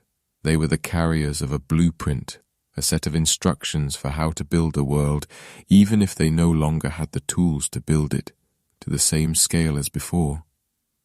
The migration was not a single event, but a long, slow trickle of people moving across a changing landscape. Some crossed the land bridges that still existed before the final melting of the ice, while others may have used the last of their seafaring knowledge to navigate the new coastlines. They moved into the Indus Valley, into the highlands of Peru, and across the vast expanses of Central Asia. Everywhere they went, they left behind traces of their presence, not in the form of grand monuments, which they no longer had the numbers to construct, but in the subtle shifts in the way local people lived. They taught the art of pottery, the weaving of linen, and the observation of the moon's phases. They were the silent teachers, the anonymous ancestors who ensured that the light of human civilization did not go out entirely during the long, dark centuries of the diaspora. There is a certain loneliness in this image of the survivors. They were a people who knew what had been lost, who lived among the ruins of their own history while trying to forge a future for their children. They must have looked at the night sky and seen the same stars that their grandfathers had seen from the tops of great observatories, but now they viewed them from the entrance of a cave or the porch of a mud-brick hut. The weight of that memory must have been immense, a heavy, invisible burden carried across deserts and mountains. They were the keepers of the flame, ensuring that even if the names of the old cities were forgotten, the ideas that built them would endure. And so, the old world knowledge did not die. It went underground, becoming the esoteric traditions, the mystery schools, and the foundational myths that would eventually give rise to the great civilizations of antiquity. As the climate finally began to warm and the Holocene era dawned, the earth became a more hospitable place once again. The seeds that had been carried across the world finally found fertile ground to truly flourish. The small settlements in the river valleys began to grow, expanding into the first city-states of the historical record. But these new societies were built upon a foundation that was already ancient. They were the second act of a play that had begun long before the first word was ever written down. The survivors had done their job. They had bridged the gap between the cataclysm and the rebirth, ensuring that the human story would continue, even if the prologue had been washed away by the sea. They were the quiet architects of our beginning, the ones who remembered the way home when the home itself was gone. The sound of a chisel striking stone is a lonely rhythm, a steady, rhythmic pulse that has echoed through the canyons of time for longer than our calendars can measure.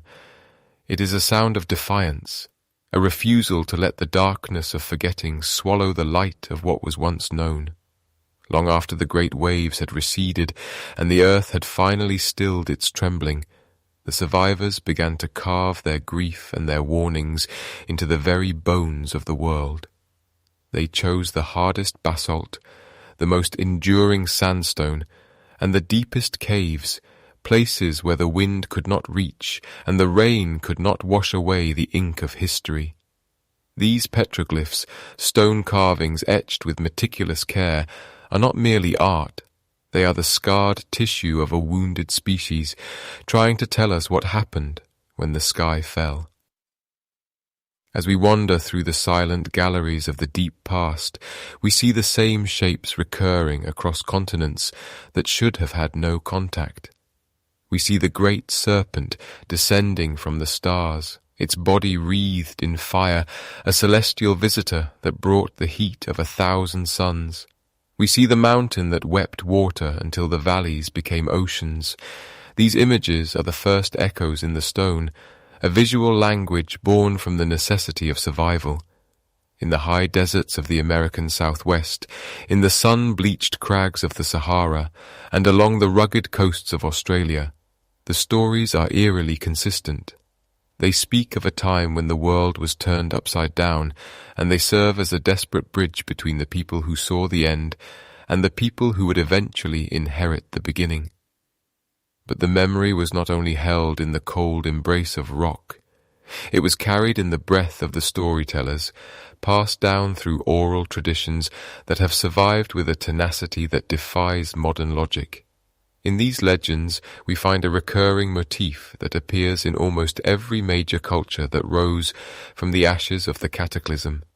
It is the story of the 7 sages, or the civilizing heroes, mysterious figures who arrived from the sea or descended from the mountains in the wake of the destruction. These were not gods in the traditional sense, but keepers of a lost flame. They were described as bringers of grain, masters of the stars, and architects of the first laws. In the Sumerian tales, they are the Apkallu, fish-garbed men who rose from the Persian Gulf to teach humanity the arts of civilization. In the Americas, they are the feathered serpent or the pale-skinned wanderer who taught the people how to sow corn and track the movements of the planets. These figures represent a collective memory of the survivors we discussed, those who held on to the technical knowledge of the first civilization and shared it with the nomadic tribes who had weathered the storm in the high places. They are the ghosts of a sophisticated past, appearing in the myths of the Bronze Age as if they were remnants of a dream. When we look at the sudden, almost explosive appearance of advanced agriculture and complex mathematics in places like Mesopotamia or the Nile Valley, it feels less like a slow evolution and more like a recovery. It is as if the seeds of knowledge had been kept in a granary for thousands of years, waiting for the climate to stabilize, for the soil to heal, and for the human spirit to find its footing once again. This inheritance is most visible in the architectural ghosts that haunt our oldest standing structures. When the people of the Bronze Age began to build their temples and their tombs, they did not always start from scratch. Often they built upon foundations that were already there, massive platforms of stone so large and so precisely cut that they dwarfed the efforts of the later cultures. We see this in the sprawling complexes of the Andes, where the fine, mortarless masonry of an unknown age sits beneath the cruder stonework of the Inca. We see it in the megalithic stones of the Levant, where Roman temples were erected atop foundations of blocks weighing hundreds of tons, stones that no crane of the ancient world could have easily moved. These are the lithic anomalies, the physical evidence of a stratigraphy, the layering of historical periods, that suggests a much older, much more capable predecessor. It is a humbling thought to consider that the great wonders of our known history might be nothing more than reconstructions, attempts by our ancestors to mimic a grandeur they could no longer fully achieve. They were living among the ruins of giants, using the leftover bones of the first civilization to frame their own world. They treated these ancient sites with a profound reverence, often incorporating the old stones into their most sacred spaces, as if the very presence of the ancient masonry could provide a direct line to the divine.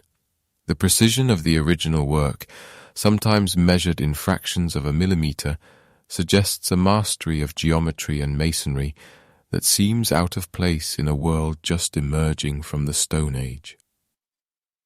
As the centuries stretched into millennia, the specific details of the cataclysm began to soften into the hazy language of myth. The scientific reality of the event, the rapid melting of ice sheets, the sudden rise in sea levels, the shifts in the Earth's crust, was translated into the stories of angry deities and celestial battles.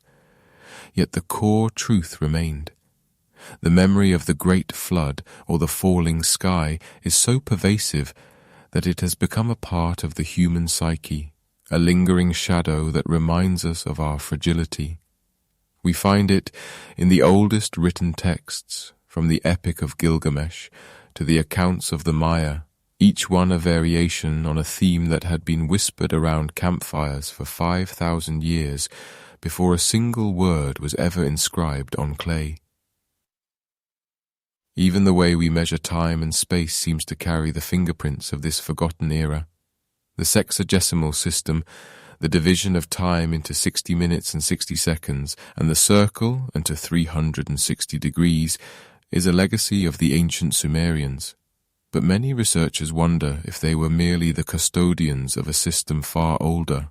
This mathematics is perfectly suited for calculating the precession of the equinoxes, the slow wobble of the Earth's axis that takes nearly 26,000 years to complete one cycle.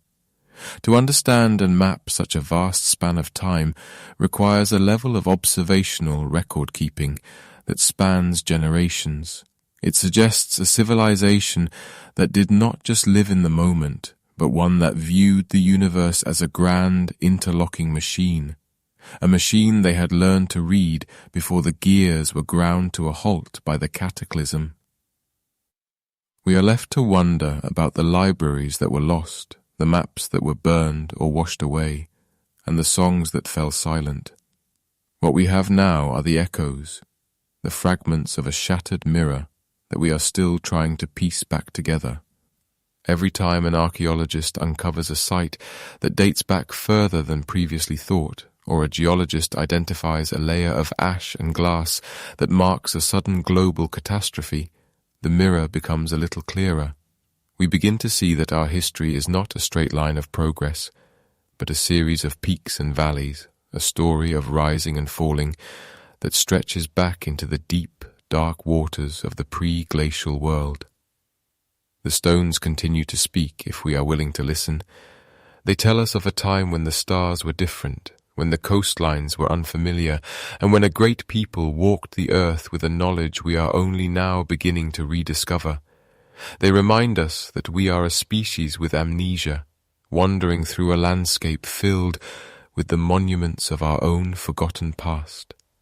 And as we sleep, perhaps we catch glimpses of that world in our dreams. The white cities by the sea, the ships that sailed by the stars, and the sudden, blinding light that changed everything. The echoes are all around us, hidden in the geometry of our cathedrals, the themes of our stories, and the very rhythm of our days. They are the quiet reminders that even when the world ends, something always remains. A seed, a story, a stone, waiting for the next act to begin. For a long time, these stones were considered nothing more than natural formations or the primitive scratchings of nomads who had wandered into the light of history much later than we once believed. The silence of the earth is heavy, and it does not give up its secrets easily. But in the middle of the 20th century, the ground began to speak in a language we could no longer ignore. It started with the slow, rhythmic scrape of the trowel, and the patient brushing away of dust in places like the Anatolian highlands and the deserts of the Levant. Archaeologists, working under the heat of a sun that had shone on these same ruins 10,000 years prior, began to uncover layers of earth that defied the established timeline of human progress. They found stone pillars carved with intricate animals, foxes, vultures, and lions, standing tall in a circular embrace, buried intentionally by hands that seemed to want to preserve them for a future they could only imagine.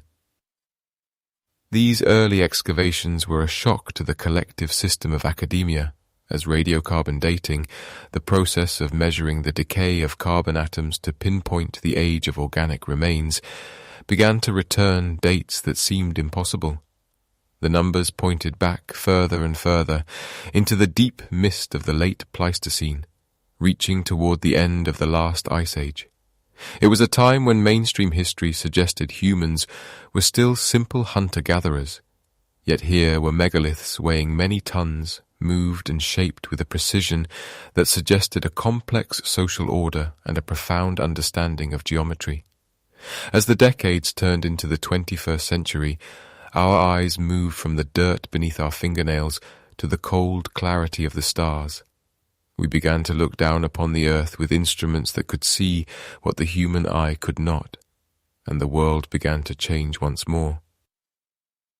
In the quiet hum of laboratories, researchers began utilizing satellite imaging and LiDAR, a technology that uses pulses of laser light to map the ground beneath dense forest canopies or layers of shifting soil.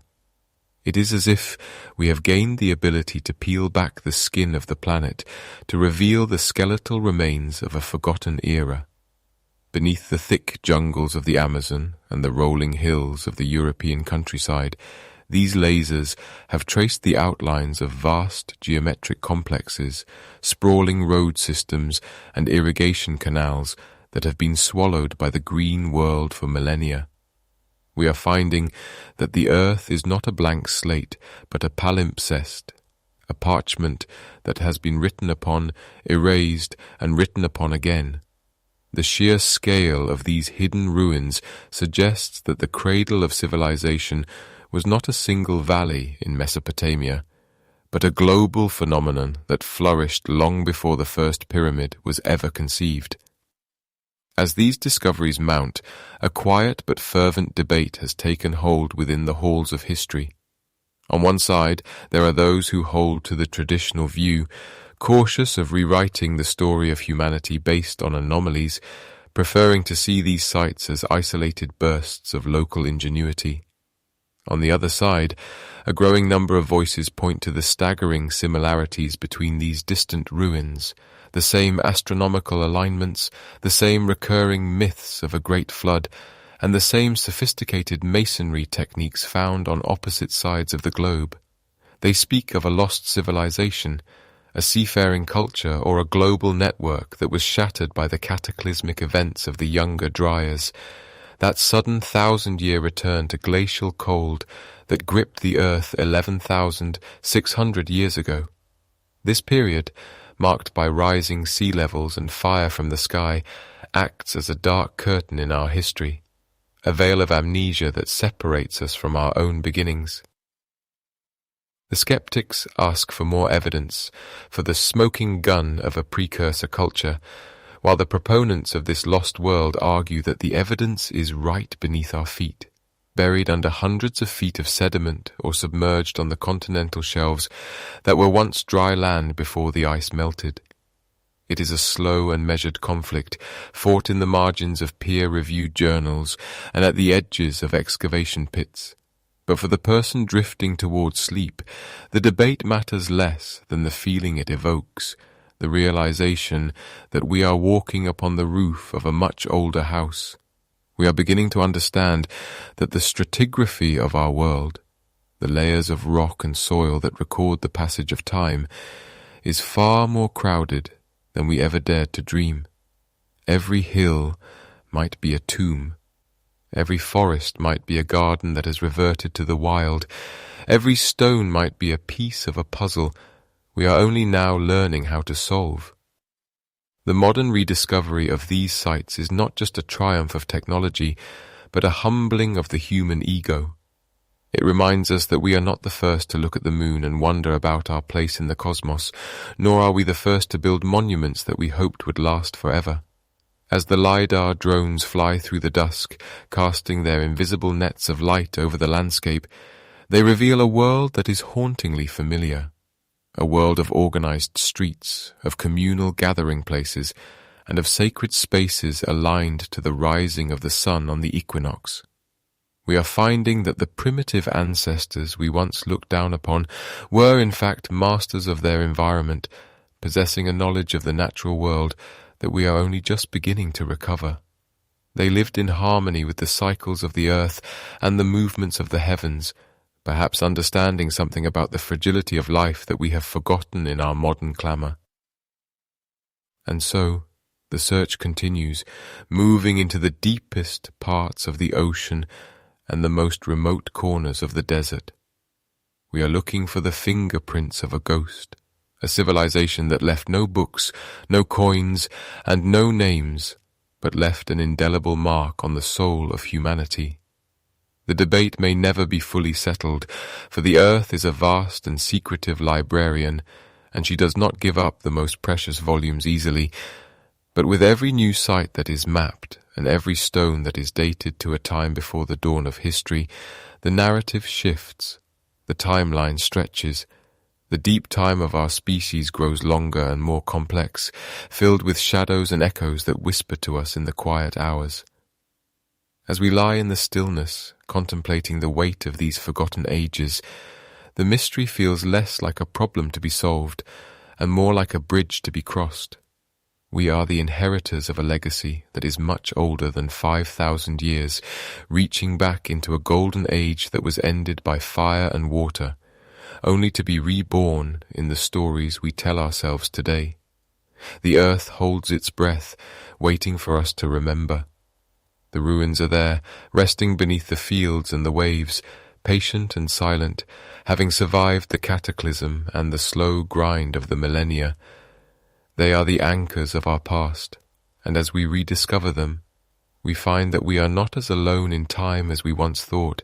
We are part of a long, unbroken chain of dreamers and builders, reaching out from the darkness of the deep past toward the light of a future we are still creating. To look upon these weathered stones is to confront a truth that is both humbling and terrifying, the realization that progress is not a straight line but a circle. We live in an age of steel and silicon, of satellites that whisper to one another across the void, and yet we are tethered to the same fragile earth that once swallowed the world of our ancestors. There is a certain weight to this knowledge, a gravity that pulls at the mind when we consider how easily the thread of human history can be severed. We imagine our civilization as a permanent fixture, an unshakable monument to our own ingenuity, but the stratigraphy, those layers of earth and sediment that serve as the planet's diary, tells a different story altogether. It tells of a world that has been broken and remade, time and time again, by forces so vast they render our greatest achievements as delicate as a spider's web in a summer storm. As the years pass, we begin to see that the cataclysm was not merely an ending, but a reset. It is a philosophical mirror held up to the face of humanity, asking what remains when the cities are gone and the libraries are reduced to ash. When we speak of the Younger Dryas, that sudden freezing embrace that gripped the world 12,800 years ago, we are speaking of a moment when the clock was wound back to zero. The sophisticated knowledge of the stars, the intricate techniques of masonry, and the complex social structures of the first great civilization were not lost because of a failure of will, but because the very foundation of their reality shifted. The ice returned, the seas rose, and the sky fell. In such moments, the veneer of civilization is stripped away, leaving only the raw, pulsing heart of human survival. And so, we must wonder about the fragility of our own continuity. We rely on a digital ghost of information, stored in servers and clouds that require a constant pulse of electricity to exist.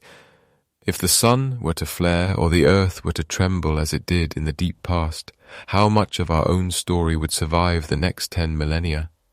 Perhaps, like those who came before us, we would leave behind only the most stubborn of materials. The glass of our skyscrapers turned to sand, the stainless steel of our vaults pitted by the salt of a rising ocean. The philosophical implication of the reset is that we are forever building on a foundation of ghosts. We are walking through a landscape that has been inhabited, loved, and mastered by countless generations whose names have been erased by the slow, indifferent grind of geological time. Yet within this cycle of destruction, there is a profound sense of hope. The resilience of the human spirit is perhaps the most enduring element of our species. Even as the world collapsed around them, those ancient survivors did not simply vanish into the darkness. They carried the embers of their culture across freezing tundras and through flooded valleys. They sought out the high ground, the caves, and the hidden corners of the earth where life might begin anew. We see the evidence of this rebuilding in the sudden appearance of agriculture, in the strange and beautiful carvings at sites like Göbekli Tepe, which seem to emerge from the void with a sophistication that defies explanation. It is as if they were trying to remember, trying to stitch back together the fragments of a shattered dream. Meanwhile, the earth continues its slow, rhythmic breathing. The tectonic plates slide past one another with a patience that spans eons, and the climate shifts in long, undulating waves that we are only just beginning to map. We are living in a brief window of stability, a golden afternoon in the long year of the planet's life. To understand the first great cataclysm is to recognize that we are guests here, subject to the whims of a cosmic environment that is far more volatile than our daily lives suggest. Radiocarbon dating, that process of measuring the decay of carbon atoms to peer into the lungs of the past, shows us that these interruptions are not anomalies. They are part of the rhythm. They are the punctuation marks in a story that is much longer than we ever dared to imagine. There is a quiet dignity in the way those ancient people faced the end of their world. They did not have the tools of modern science to predict the coming of the fire or the flood, yet they possessed a connection to the natural world that we have largely forgotten. They watched the stars not just as points of light, but as a great celestial clock, warning them of the turning of the ages. When the reset came, they transitioned from masters of the earth to its humble students once more. This capacity to adapt, to mourn what was lost while simultaneously planting the seeds for what might come next, is the true legacy of the first civilization. It is not the gold they may have mined or the monuments they built, but the sheer, stubborn refusal to let the flame of consciousness go out. As we sit in the quiet of the present, looking back through the hazy lens of thousands of years, the distance feels immense, and yet the blood that flows through our veins is the same blood that pulsed through the builders of the lost cities. Their fears are our fears, their curiosity is our curiosity. We are the inheritors of their survival. Every time we look at the moon and wonder about our place in the cosmos, we are echoing a thought that was first had in a world that no longer exists. The cataclysm may have wiped away the physical traces of their greatness, but it could not erase the essence of who they were. They are the silent architects of our modern world, the ones who kept the light burning through the longest night in human history.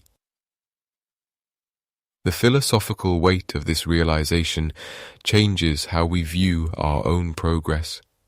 We are not the first to reach for the heavens, nor are we the first to believe we have conquered the elements. There is a humility to be found in the ruins, a reminder that we are part of a much larger, much older tapestry. The cycle of time suggests that while everything we build may eventually fall, the impulse to build will always remain.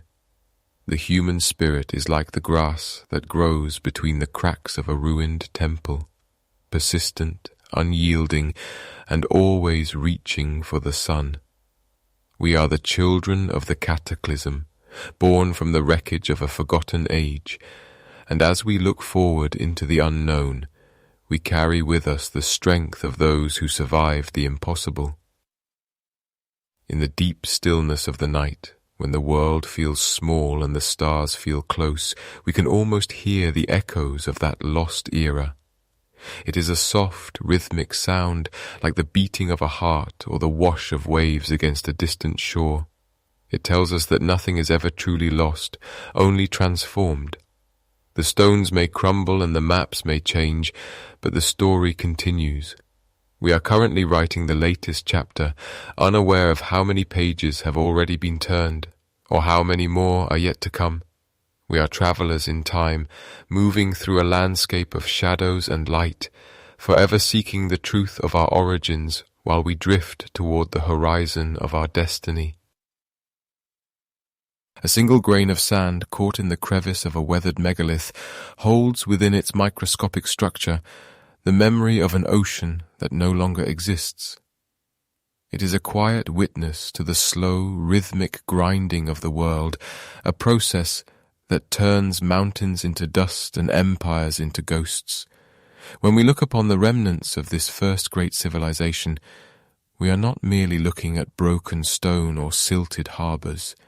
We are looking at the foundational dream of our species, a dream that was once as vivid and as urgent as our own. They walked these same paths with the same heavy hearts and soaring hopes, watching the stars rise over a world they believed was eternal. There is a profound beauty in that shared humanity, a golden thread that stretches back through the cataclysms and the ice, binding us to a people whose very name has been erased by the wind. They built with a precision that defies our modern understanding, aligning their monuments to the heartbeat of the cosmos, perhaps in an attempt to anchor themselves to something that would never change. And yet, the change came. It came with the fury of the meltwater and the trembling of the earth, proving that even the most magnificent achievements of man are but temporary etchings on the surface of a restless planet. The tragedy of their disappearance is softened now by the long, cool shadow of time. Where there was once the clamour of the marketplace and the chanting of priests, there is now only the soft sighing of the grass. The silence that inhabits these ruins is not a hollow or frightening thing. It is a peaceful, resonant silence, like the stillness of a library after the doors have been locked for the night. It is the silence of a story that has been told and is now resting. As the earth reclaimed these cities, it did so with a gentle persistence, wrapping the fallen pillars in vines and burying the grand plazas under layers of protective soil. This stratigraphy, the way the earth layers its memories one on top of the other, is a form of natural preservation, a slow-motion burial that keeps the secrets of the past safe until we are ready to find them again. We find a strange comfort in this process, knowing that the earth remembers even when we forget. The ruins do not demand our attention or our grief. They simply exist, basking in the sun and the rain, indifferent to the centuries that pass over them like clouds. As we stand at the edge of these vast, forgotten landscapes, we are forced to confront our own place in the staggering timeline of the world. We often think of history as a straight line, a steady climb from the primitive to the sophisticated, but the evidence of this lost civilization suggests something more complex. It suggests that history moves in cycles, in great breathing pulses of rise and fall, of remembering and forgetting. We are currently living in a period of sunlight, a brief window of stability in a world that has known many darknesses. To look back at the first great cataclysm is to realize that we are part of a much older and much deeper narrative than we ever dared to imagine. Our ancestors were not simple wanderers, they were architects of the impossible, thinkers who charted the heavens and understood the delicate balance of the natural world. They were the first to ask the questions we are still asking today, and though their answers have been scattered to the four winds, the spirit of their inquiry remains alive in us. The mystery of what truly wiped them out may never be solved with absolute certainty. Whether it was the sudden, violent onset of the Younger Dryas, that 1,000-year return to glacial cold, or a series of catastrophic floods that rearranged the coastlines of the world, the result was the same. A veil was drawn across the face of human history. The radiocarbon dates may flicker, and the geological evidence may be debated in quiet halls of study, but the physical reality of the stones remains. They are heavy with the weight of forgotten ages, standing as sentinels at the border between what we know and what we can only guess. In the presence of such antiquity, the anxieties of our modern lives seem to fade. The deadlines, the noise, and the frantic pace of the present moment lose their grip, replaced by a sense of vast, unhurried time. We are reminded that we are merely guests here, passing through a house that has been inhabited many times before. There is a certain peace in realizing how much we do not know. In an age where every corner of the globe is mapped and every second is accounted for, the existence of a lost civilization offers us a sanctuary for the imagination. It allows us to wonder. It invites us to look at the hills and the oceans and see not just geography, but a hidden architecture of memory. Perhaps beneath the waves of the North Sea or the shifting sands of the Sahara, there are libraries of stone waiting to be read, containing the wisdom of a people who saw the world through different eyes. Until those discoveries are made, we carry their legacy in our blood and in the way we look at the stars. We are the inheritors of their resilience, the survivors of a story that began long before the first word was ever written down. As the night deepens and the world around us grows still, we can imagine the first civilization not in their moments of terror, but in their moments of quiet. We can see them sitting by a fire much like ours, watching the same constellations drift across the dark velvet of the sky. We can hear the distant sound of the sea, the same sea that eventually rose to claim their homes, and we can feel the same cool breeze that once moved through their gardens. They were here, and they were beautiful, and in the grand tapestry of the earth, they are still here. The earth does not discard its children, it simply folds them back into its embrace, turning their cities into mountains and their lives into legends. The long sleep of history is not a death, but a transformation. It is the process by which the temporary becomes eternal. As we drift toward our own rest, we can let go of the need for answers and simply settle into the mystery. The ruins are at peace. The mountains are at peace.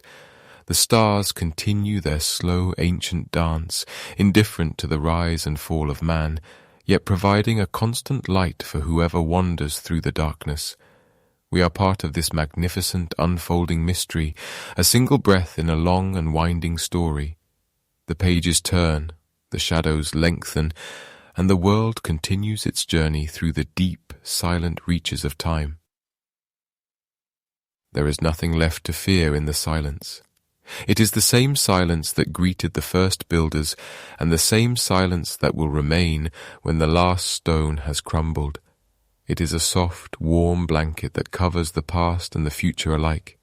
We can rest now, knowing that we are held in the memory of the earth, safe within the vast and patient timeline of a world that has seen everything and forgotten nothing.